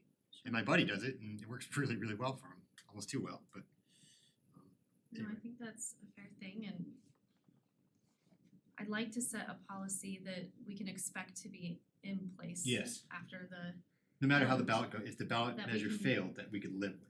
Yep, that we can live with and doesn't need to be altered unless some dramatic, inputs have changed. Yeah.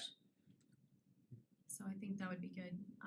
I do appreciate like what you're saying, if we wait several weeks to make a decision, it's going to change so quickly. So maybe 3 weeks isn't practical to wait. I would like us to consider, Larimer County has been kind of on our back, right, about not having something in place, to put it back on them to say, if you have a concern, please spray the county around us, because that could be a large percentage of the reason we're having issues. So maybe the first trigger is if we have a vector index that's high, we spray, the next level is they spray, or we partner with them to spray, even Yeah. if we're paying for it. I don't know how that would work, but that they have some onus in this too, because I don't think it's fair for them to say we have to do something, Yeah, but they're not willing to do themselves. spray the county. It's so weird, it's the only public health issue that they put on municipalities, that I see, I don't know, it seems Well, like and I they're- do appreciate things And- being local, and I think we should be able to make local choices, but and I think there is a question of population density, right? I mean, in the county, there's a significantly lower population density than. Well, yeah, it'd be impossible for them to spray the whole county, but if they were receptive to even traps, we could at least point at that and say, there's might be a good percentage, Tom, that some of this is coming from outside. just. And he might argue back, yeah, who cares where it's coming from, the immediate threat's there, spray.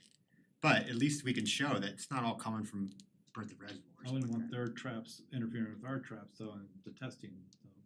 Well, we Yeah. wouldn't average on them, Yeah, like if they have 2 traps out in the county, they're spiking at vector 3. yeah, I don't want those factored into our traps that are, coming in at 0.5. right.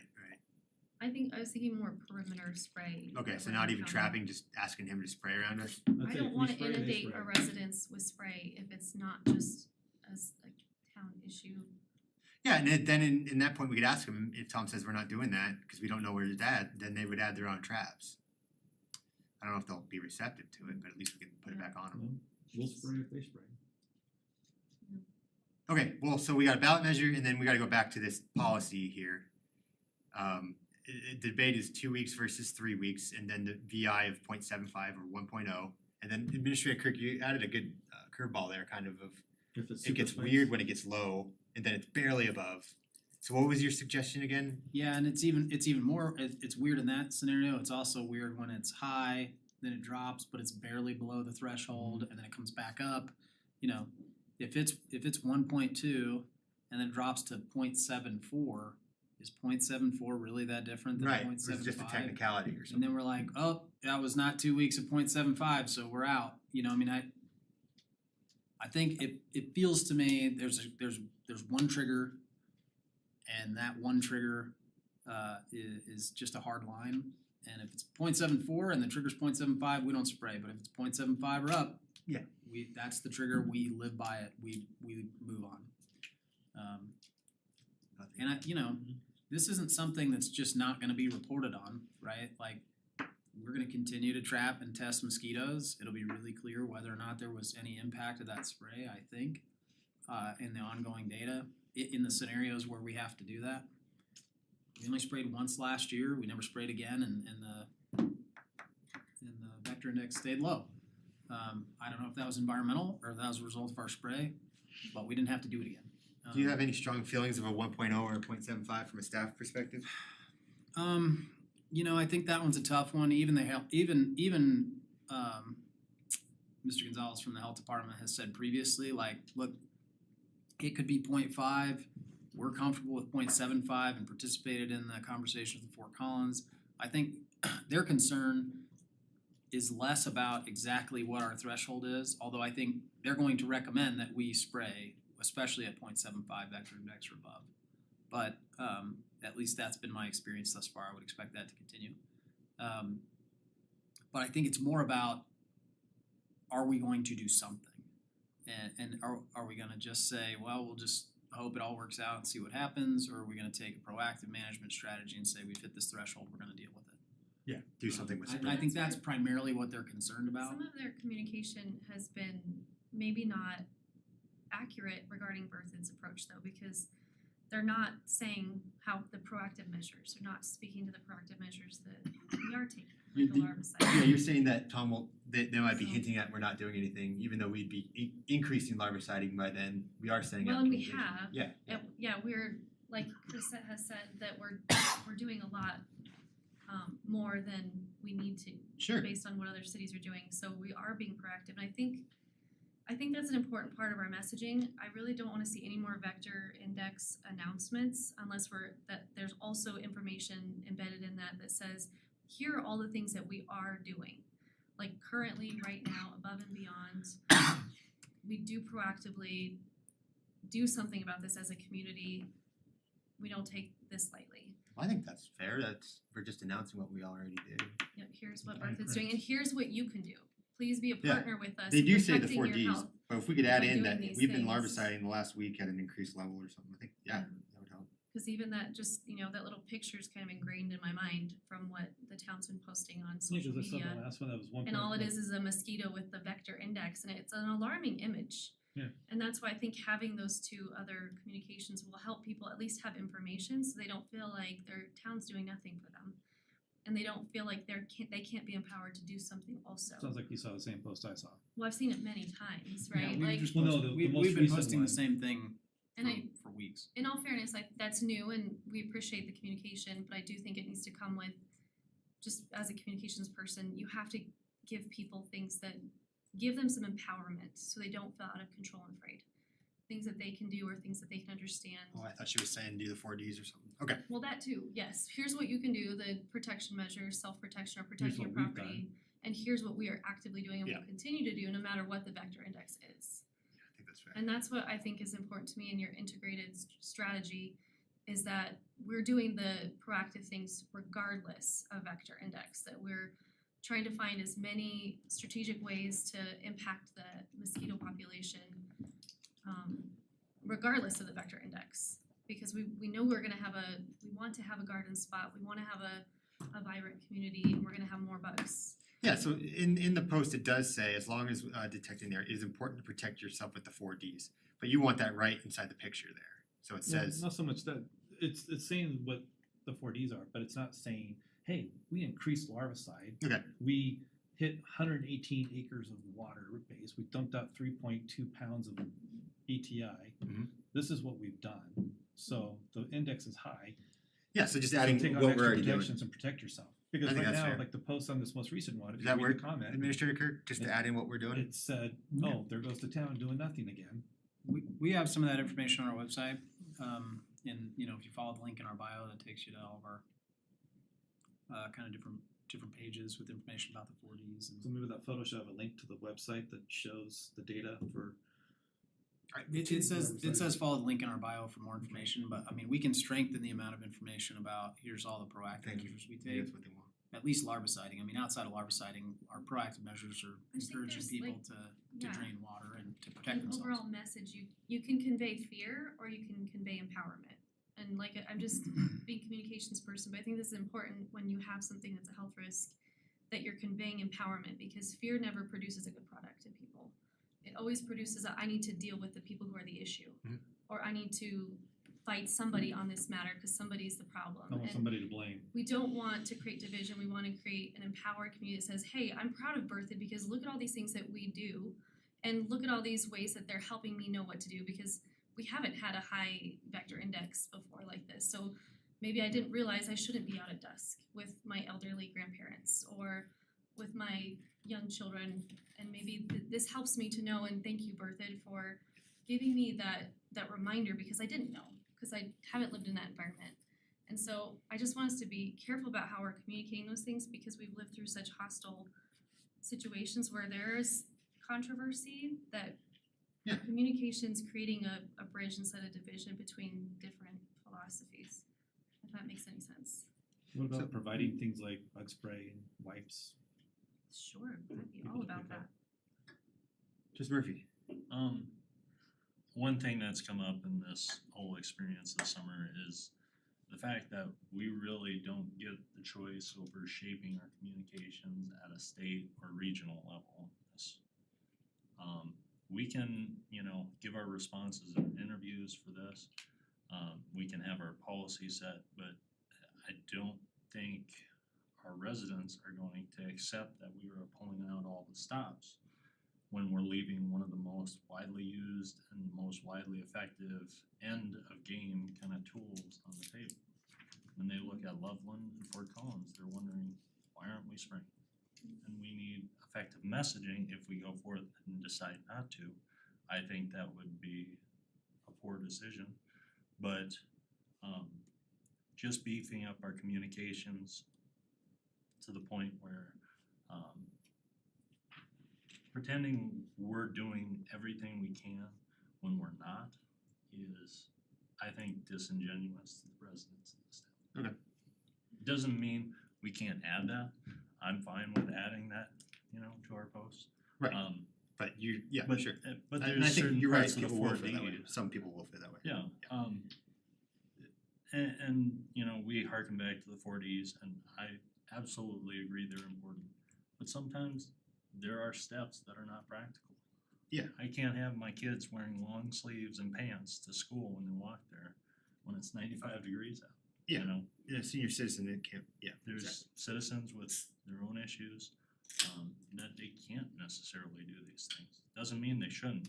They should take every effort to do those things. But there are certain circumstances where it's not doable. Yeah. For whatever reason.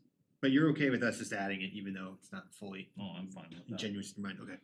So back to the, okay, thanks. May 2. And Point again, 75, yeah. on our website, it talks about look, the best way to ensure safety is to prevent yourself from being bitten by mosquitoes. Here's how you do that. If the People communication, over 50 are especially vulnerable to severe forms of the virus. I think we can highlight some of those things a little bit more. when we yeah, I talk just about think they're talking about setting in the efforts, obvious icon, like May said, there's just a mosquito bite. It's like having a coronavirus image. It strikes fear. So if in a link embedded in there that said, here's what we're doing, would be great. Or if they could possibly list out the increased steps since the high was not, but I do see their point that even in the description, it might not be as effective as in the thumbnail itself, is that what you're saying? And admittedly, we're trying to get people's attention because the vector index is elevated and we want them to be Scared. concerned, not scared, but we want them to recognize that there's a concern. And so what we don't wanna do is say, hey, the vector index is elevated, but here's all the great stuff we've been doing and if you just wear long sleeves, you're gonna be fine. I don't think that's the message we wanna send either. I know that's not what you're suggesting. I No. think there's some balance there. I think we're all in We agreement. are, but we are trying to get people's attention. Yeah, We scared want was the them wrong to- word. We want them to be concerned I don't about the think- fact that the vector index is elevated so that they click the link, go to our website, see ways that they can protect themselves. Okay, yeah, I think that's fair. Yeah. I think you guys can figure it out. Maybe just a link saying here's what we can do or we're doing or something. Okay, so back to this 0.75 or 1.0, 2 weeks or 3 weeks. I'm trying to do this in a way that, so if May, you vote no in the future and Tim, you vote no, Carl said he's not afraid of spraying at all. We might not have a policy period no matter what we're talking about tonight, because it would just fail unless Mike Grace voted yes. So that this means this whole night's pointless until it goes to the ballot. So I'm trying to look at something we can live with for the next 9 months, Next 9 months. till April. Oh. Then we'd know. Right, if you guys are gonna vote no matter what we spray on, and Carl does, I'm just thinking kind of strategically here. I don't know what Mike would do, but we might not even have a reason to discuss this tonight. Could you guys live with a 1.0 over 2 weeks? Yeah. At least for time being, or? Executive? Yeah. And I'm not trying to force, geez, I know, I wouldn't wanna be forced into, yeah, I'll vote yes on that policy, but I'm just trying to Because that's what consider I the proposed a strategy. year ago. But and no trigger, I mean, no, passed. that doesn't schedule a meeting, that would just trigger Administrator Not a Kirk to trigger? spray.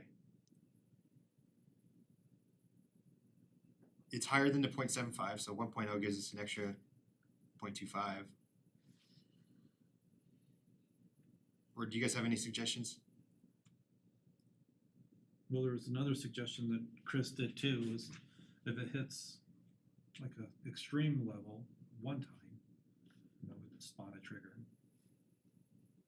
Like a 3.0 or something? you know?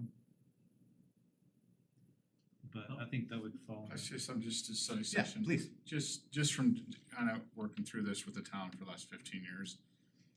And maybe you guys have thought about it, it's kind of hard a little bit here. When you start to discuss like 2 weeks rolling and any vector index and things like that, consider like when we get the information as well. Mm-hmm. And the difficulties of that, of committing to a rolling, whatever the vector index is that you all decide or work through, or committing to a time frame.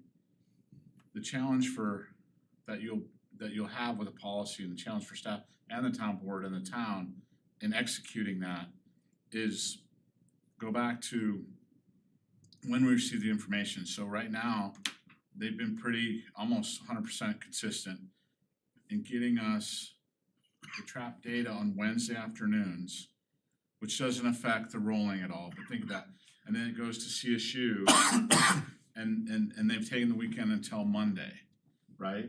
The trap, It's- and, Well, sorry, this is gonna be my just so we're second thing clear, the was- trap data that Jeremy's talking about on Wednesdays is Yeah. just total count of mosquitoes. We're going we back to don't the know lagging anything. indicator. Is that- We don't know anything, we can project, but as you see, projections are just, spitting in the wind sort of stuff. You can see abundance and you may, if you're a lot educated than I am, you may, but you're not gonna be accurate. So when Monday's test results come and I'm gonna say by noon, because they've done a pretty good job. Nothing's been afternoon, usually we get them in the morning, but I'm gonna say till noon. So Monday at noon, we'd have those things. So if we did a rolling or whatever it is, rolling 3 weeks, rolling 15 days, when you talk through that, we get those on Monday, and so if that's week 1, we get to another one, say that's week 2 on the next Monday. Now why I'm up here is because the challenge then becomes another entity, right? BDCI, and when they can get scheduled. Like Chris had mentioned prior, the surrounding communities, everyone's spraying, okay, on a weekly basis, bi-weekly basis, for nuisance, they have all these different programs, right? But they're spraying all these other Northern Colorado communities. They all use BDCI. So for us to get into a schedule, since we don't spray, we wouldn't, there's no preferential treatment for an emergency spray, there's no preferential client. So what I'm trying to say is, it was a 5-day window right there, so we'd have to commit to that 5-day. So if we got it back on Monday, we'd potentially be spraying on a Friday or Saturday, we would commit to, right? We would take that time slot. Well, then Wednesdays comes out, right? And then another Monday comes out, and you guys kind of fell in that this year, Well, that's what- maybe rightfully so. So when we consider rolling weeks, and I know you guys wanna really nail down this and get it right, I don't know if we need to back away from getting 100% right, because of the timing of all the entities, and just consider that as you work through it. Because if cause we also talk about in the past of not spraying on the weekends, cause that's when people are out. Or we don't do Friday nights or Saturday nights and things like that. So now we're stretching in a policy, and we're back to Monday again, is my point. And that's where we talked about saying, well, there would be a cancel clause in there because of that. Oh, look, it self-corrected itself. Even though we scheduled to spray for Thursday night, we still had that test data coming in on Monday from the previous week. And now we've seen it self-corrected, we could cancel that. But we still had it scheduled for Thursday. And that's So we tough can on cancel. VDCI too, Yeah, because they're but trying is to there help. anybody else besides We VDCI? take that slot, no. Why are we No. working with this one company? What happened to the 3-bid system and? There aren't any other pest management firms that do this kind of work in our area. Like a commercial, yeah. So that's too tough on, we did just talk about that, Deputy Administrator, about having this clause that if we get new data in the meantime, we call them off. But if they're not receptive to that, then we're looking at 3 weeks no matter what.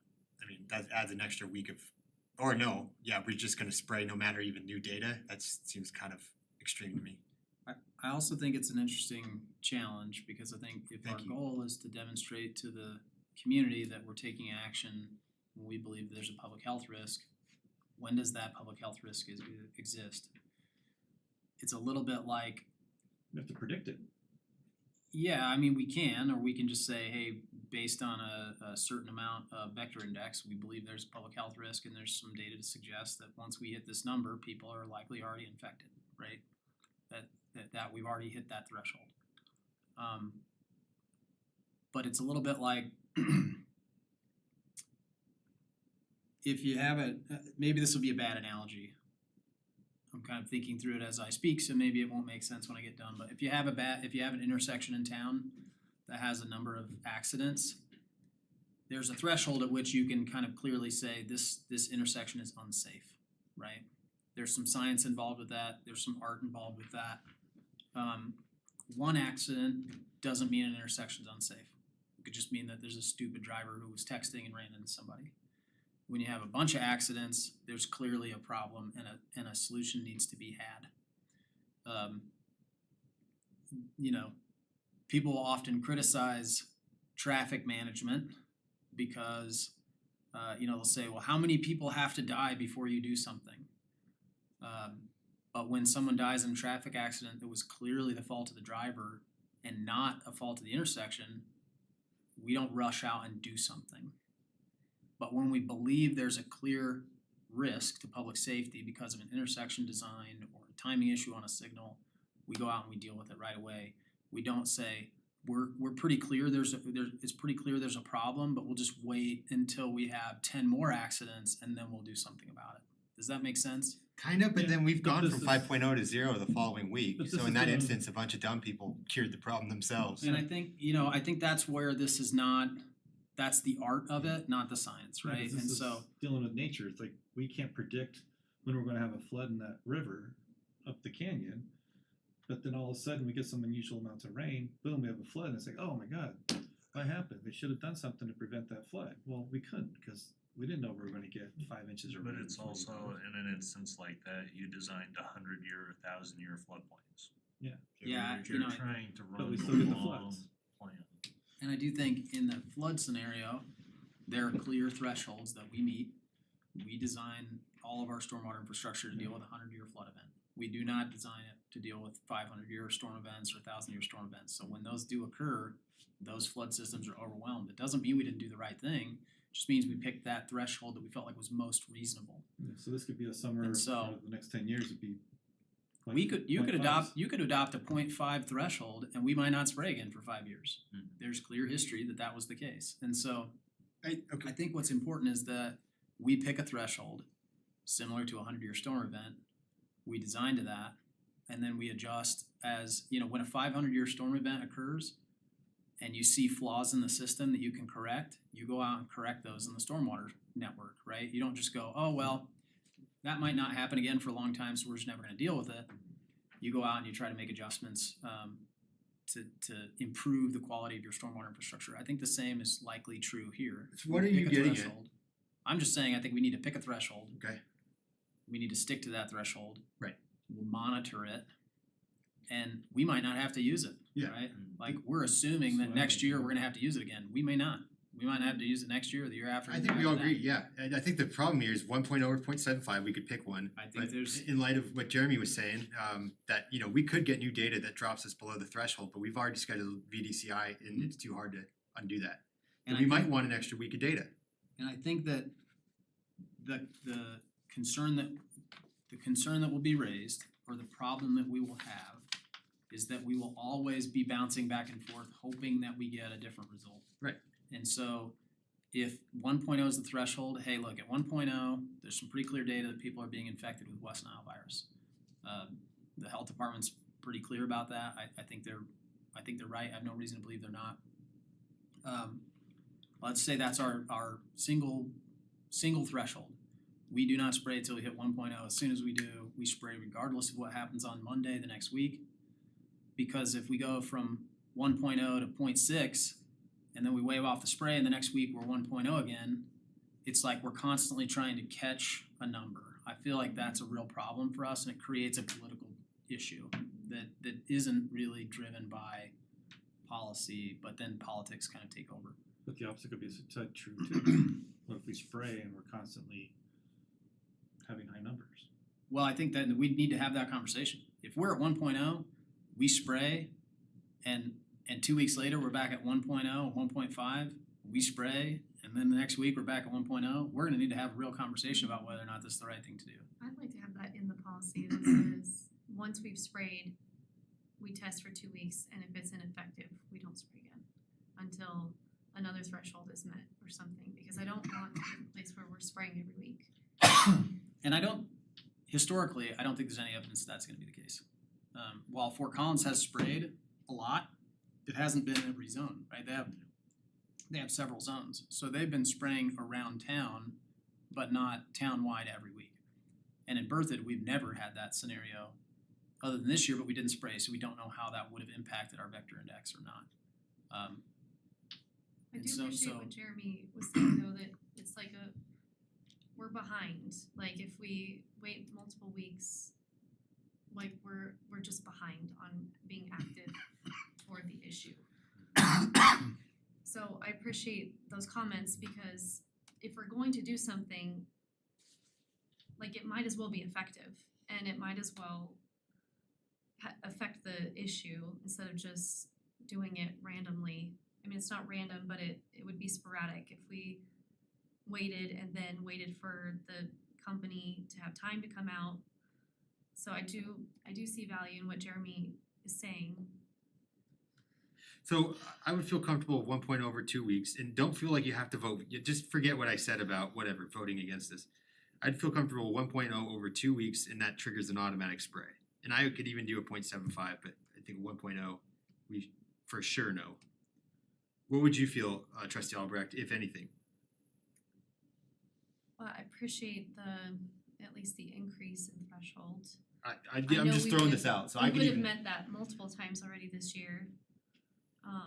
And I have concerns about our numbers, like I am concerned that it's that high in Berthoud. Mhm. So I don't want to do nothing.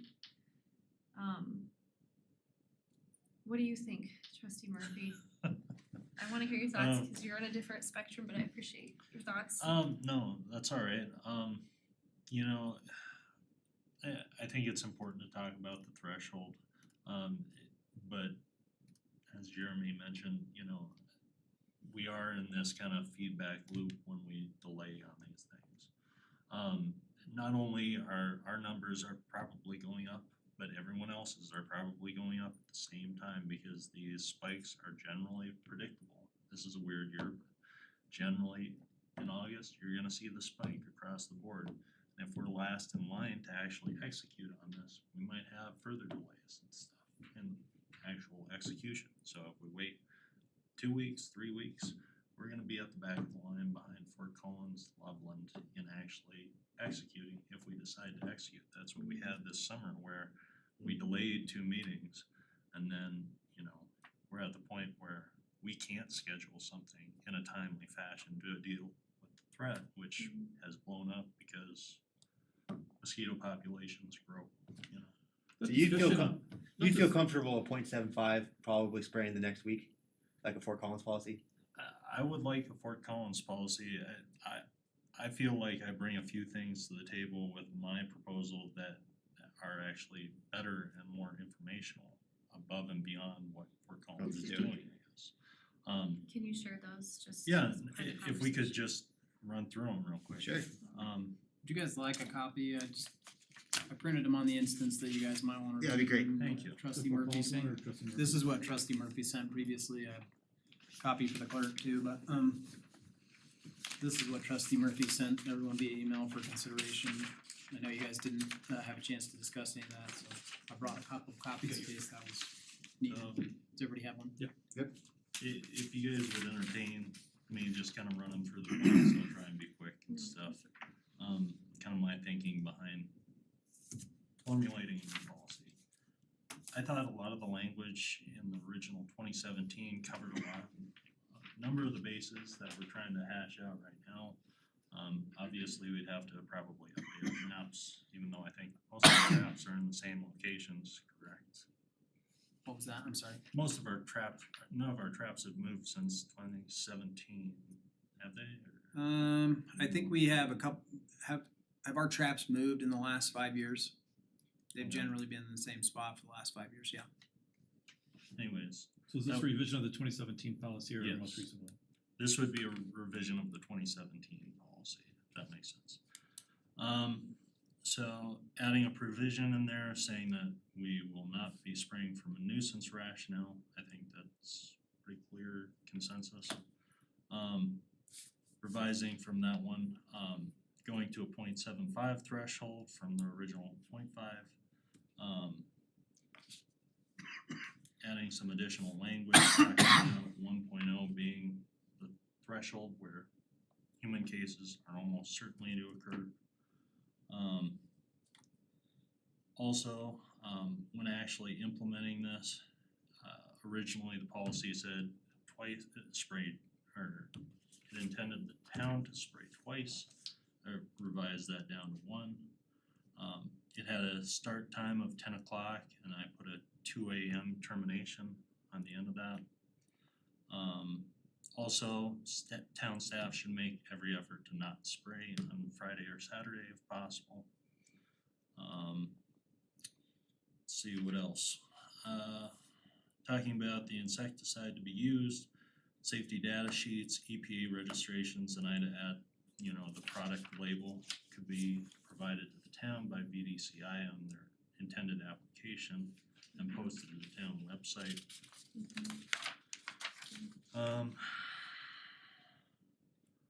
Adding a provision in there, should new data become available between the actual application and our prior 0.75, that's certainly something that, ideally we'd cancel if we got new data before the spray. If that's not feasible, that's maybe something we could put on staff as, consideration.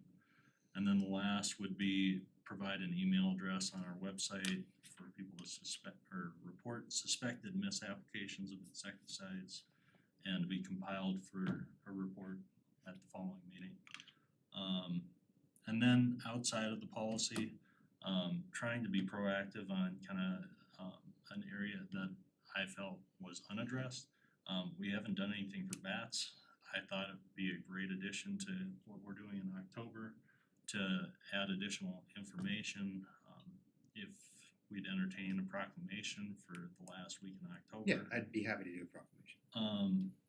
Certainly could entertain the idea of, putting bat house, plans on our website and showing people like how to build those, along with additional information.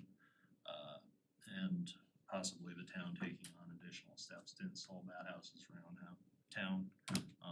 That kind of falls outside this policy, but certainly ideas that would, I think, help with insect control. The Boy Scouts used to build the bat houses or some around town already.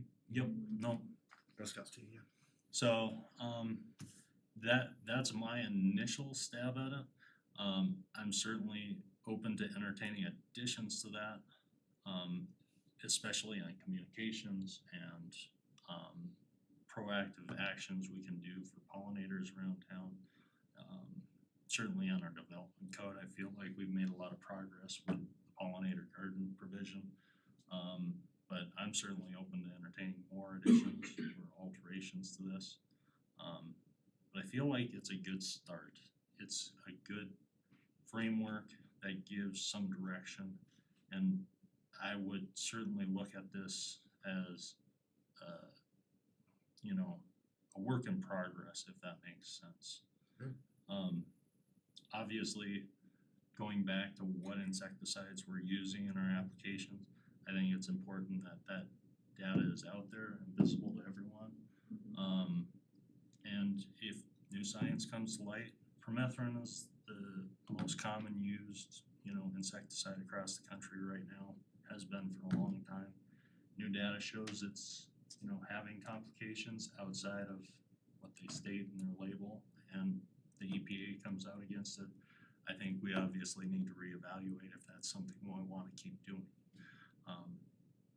I feel if we can put kind of this infrastructure in place for a policy, I feel like we can go forth and talk to the voters on how can we improve this, but it certainly shows we are acting on this. We are taking steps forward. I think citizens expect that of us. I certainly trust if this were to go to the ballot, that citizens would not support a ban. But I think from what I've heard from a lot of citizens is we were put in these chairs to come to some sort of consensus up here that's going to work for everybody. May not make everyone happy, but I think there is an expectation that we should be working together to solve this for the citizens. So, in other words, you're saying not to send anything to the ballot? If that's what it takes to move this issue forward, I could support it. But I really think it would be a disservice to our residents to not work this out. I don't see this any different than like our oil and gas issue, which is way over my head on a lot of these aspects and involves a lot of science. But we're still trying to work through that together, I and think we're the making ballot- progress. I think the ballot initiative would be kind of confusing, cause I think some people look at it as a nuisance situation, some see it as a health issue. So I think the initiative, if we did a no spray policy as a ballot thing, it would most likely fail. I agree, I just think it just gives people, I'm gonna say people, It it gives people that are really concerned an opportunity to speak out. It gives Yeah, them a indeed. voice and it gives us onus that we have to abide by Yes, their, And that's the other rules. side to it, is that it would be a policy that could only be overturned then by another vote. Right. If it did pass. and I think some things up here are really so politically potential that you might think something different in your bed at night than you'd say up front here, so I Yep. think there Been is, surprised by other elections, so where do you think? I'd love to put some That's why water we have stuff to on the have a ballot good just cause we can't address it. policy in place, and if we have a good policy in place, then the citizens will deviate toward that. Yeah. And I actually really appreciate this. I do think too. this has a lot of the safeguards in here. And when I think about if we have anything built into our approach that is the proactive measures that have like the bat week appreciation, Yeah, we this could is talk great. about dragonflies. If we have things like that and we're being proactive, we could affect the issue proactively and have less reason to need spraying, in theory. Sure. I also appreciate the wording here, which I would urge us to consider, is that at 1.0, human West Nile virus cases are almost certain to occur, And that's why that's a good number, I think, to base spraying on. So I It's think because- this says every week though we'd spray, right? That was your intention? My intention initially, would be that we would spray whenever it crossed that threshold. I And think if, there's justification to that, cause otherwise the numbers get skewed. Totally agree. It's like we either do it or we don't, but the safeguard in there, I'm sorry, I didn't mean to cut you off. no, I'm just go ahead. like, I've got all these ideas based Sure. on your reading, I'm sorry. But the safeguard in there that we could cancel if it drops again. But it'd have to be immediate, it'd have to be immediate responses, like we're above 1.0, we're gonna spray next week. And we drop down right before spraying, we drop down to a 0, we can wait another week. But it's gotta be instant kind of triggers, I think, and I know it, Jeremy just said that that's not done by VDCI. Right? If we get new information like a week. on a Monday and we have it scheduled for a Thursday, it's too hard to tell VDCI to call it off. We can, I just don't know if they'll, they're not gonna be appreciative, but I mean, I think we're generally in control. They're not gonna spray after we've told them not to. I am concerned legitimately from a staff standpoint that puts us in a bad spot. And maybe that's just selfish on my part, but if the soonest we can get a spray scheduled is Sunday night and we know we're getting data back the next morning, and then when the data comes back and we've sprayed on Sunday night and the vector index from the test trap has dropped below the threshold, I just know that there's gonna be criticisms that we should have just waited and to see if we hit that threshold. I think that's my concern, is I really believe if we're gonna pick a threshold, we should just stick to it. So if we did And the vector index is gonna fluctuate. I mean, we've seen that this year. It doesn't mean that it goes away, it doesn't mean that it's, that it's necessarily gone. I think if we're gonna pick a threshold, we should pick a threshold and stick to it. That's just my suggestion. You guys certainly have the ability to make that policy decision. I just think it's gonna be a challenge if it's like, well, we could have canceled the spray if we'd have just waited, 12 more hours. Why'd you guys schedule the spray on Sunday? And if that was the only time we could get it scheduled, that's the only time we get it that scheduled. might be the benefit to adding an additional week then. So at least that we have 2.75s, at least there's some acknowledgement that we gave it more time. Just spray without, Going to waiting the to see it for future results. Well, we had this discussion once, I don't know how many years ago it was, when we were wanting to increase our traps and increase our larvicide. Brooks's response was, we just don't have the staff to larvicide, we prefer to spray. Because we've all staffed up on the spray, and I just thought, well, that's not our problem, that's your business model, that's your business. We're requesting a service, and if you have to change your business to accommodate, then that's on you, not on us.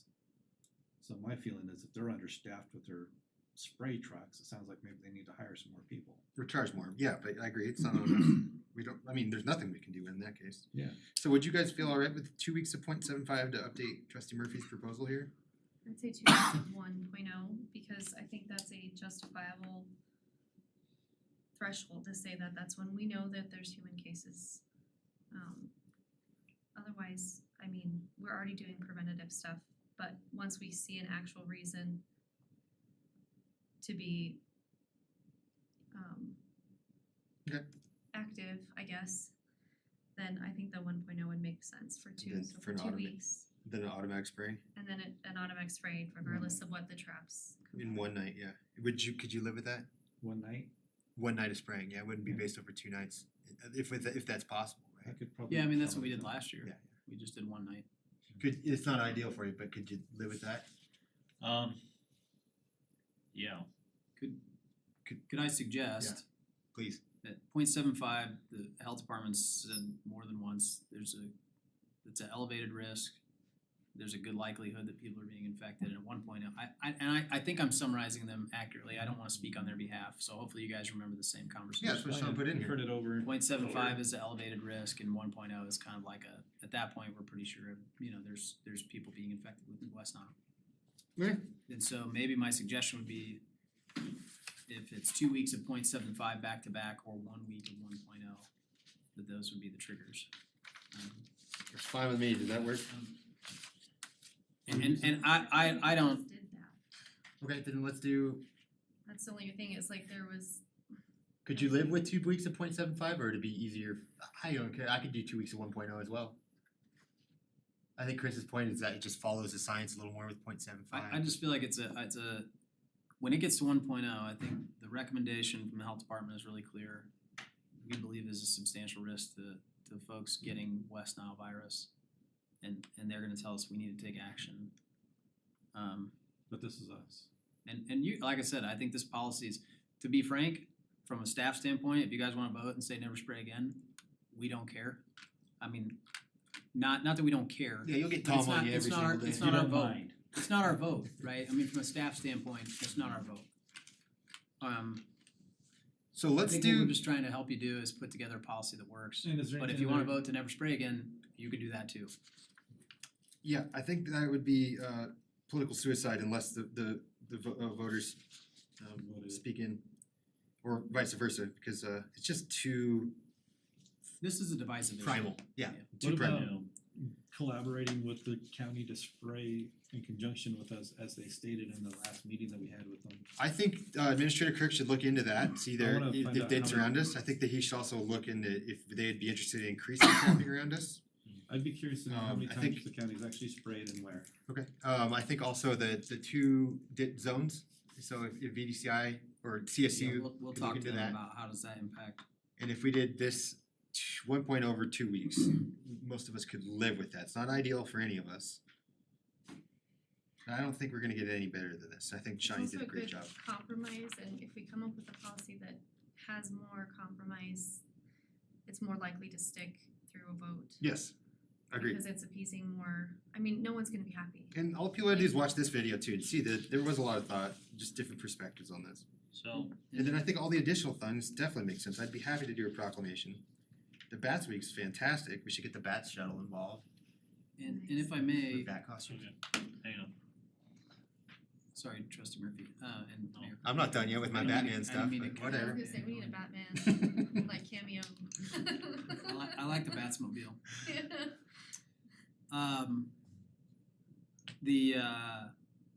What about the scenario that occurred this year? We've got 1.32 vector index, 0 vector index, 1.126 vector index.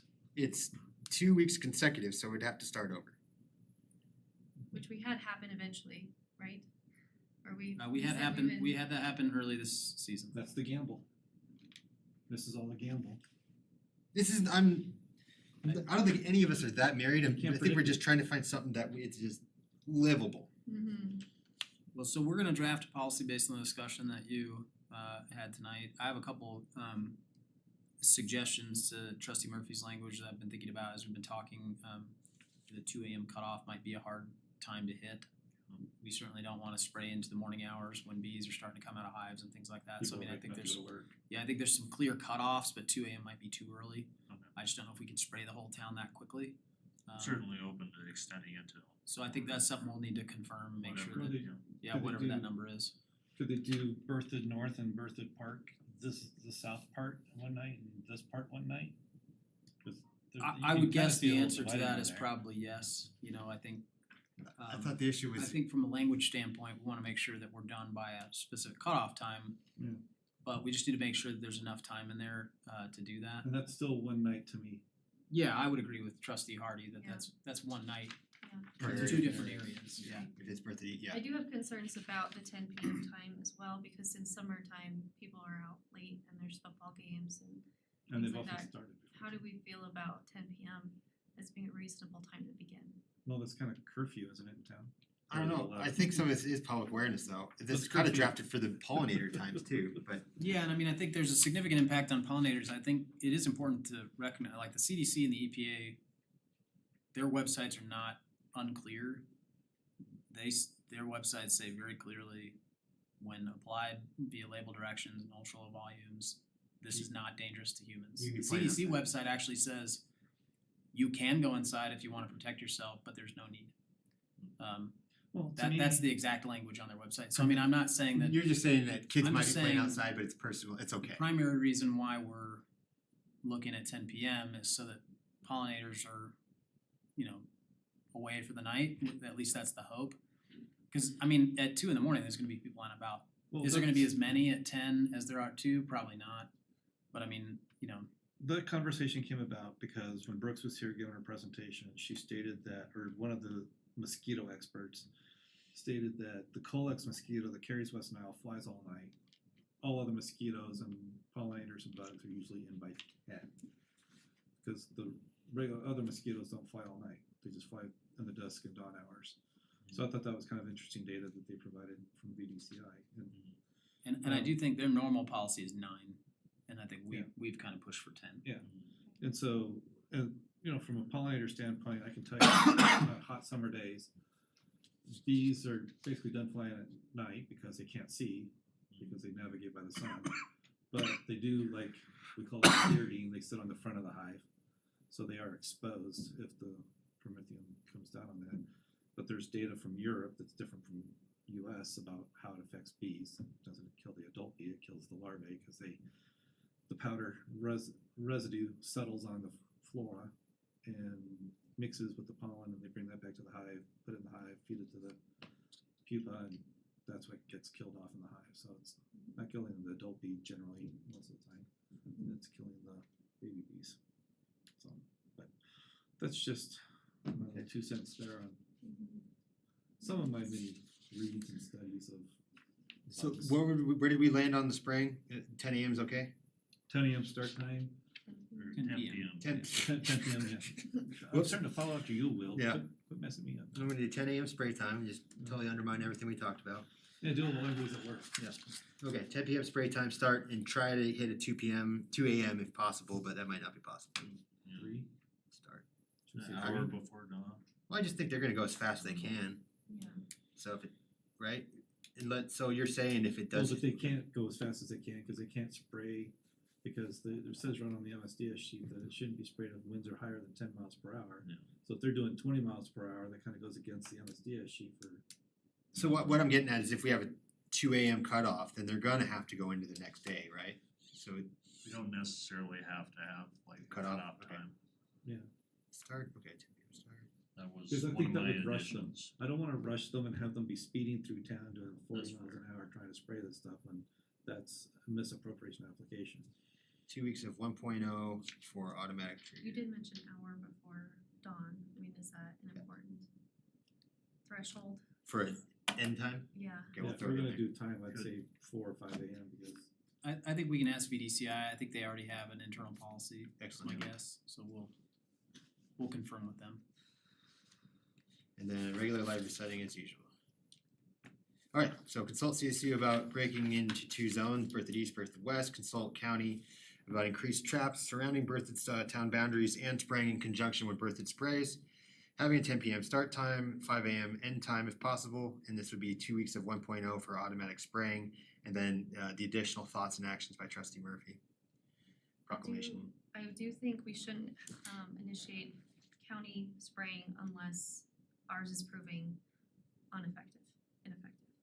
Okay, so I'll just take that out for now. if they only spray when we spray. If they were willing to even partner with us, but that they would spray county if our numbers were going down. Okay, so I'll just, Because I we're see in a what you're unique saying. situation that we're surrounded by farmland and that could be impacting the triggers. And we can continue to spray in town all day and it may not be impacting that. We wanna make sure we're getting the actual issue. so spraying is if ours is ineffective. Yes. I'd still like to see the traps just cause whatever, I would like to see them have some traps out east and west of us. we know it'll be high. I get the throwback in time. Okay, If I could just make one more point on this. Mhm. I really wanna thank you guys for taking on these additional points.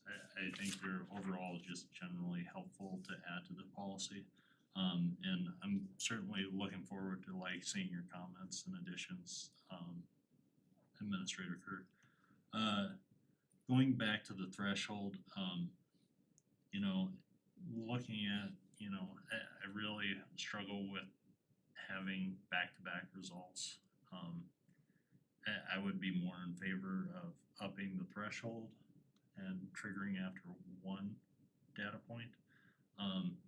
You can look at a year like this where it's been crazy, and if you were to move the threshold to just 1 week, 1.0, you know, it's not likely we would be, you know, spraying necessarily over and over again. It might just be the first time that you have to and then it keeps it down. And in a regular year, we would probably never hit it. Could you guys live at that 1.0 for 1 week?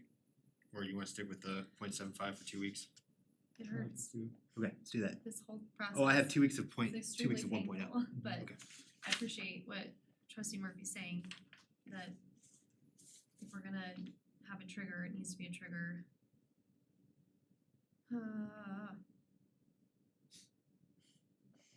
Why don't we write the This is tough. policy? I'm gonna say, this is a You study have some session. time to think about it, Okay. you're not deciding tonight anyway. Yep, that's Put just the the final policy thing on of 2 weeks paper. of 1.0 or 1 week of or sorry. This will not come back to you for possible approval until 2 weeks from now anyway. We have an off week next week. So our next regular meeting is 2 weeks from tonight.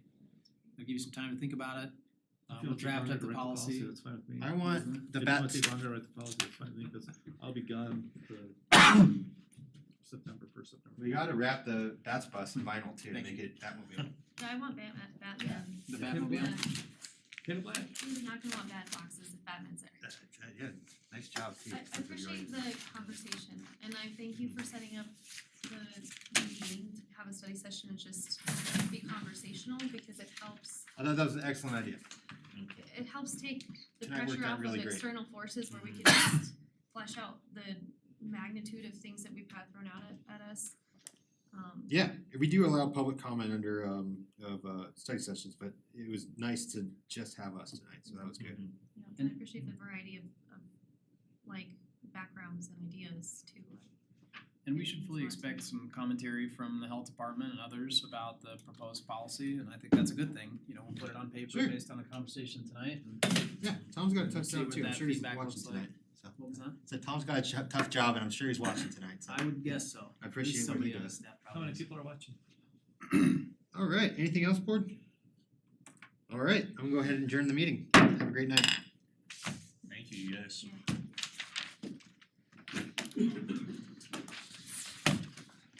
Thank you, Jeremy and Chief, keeping us safe.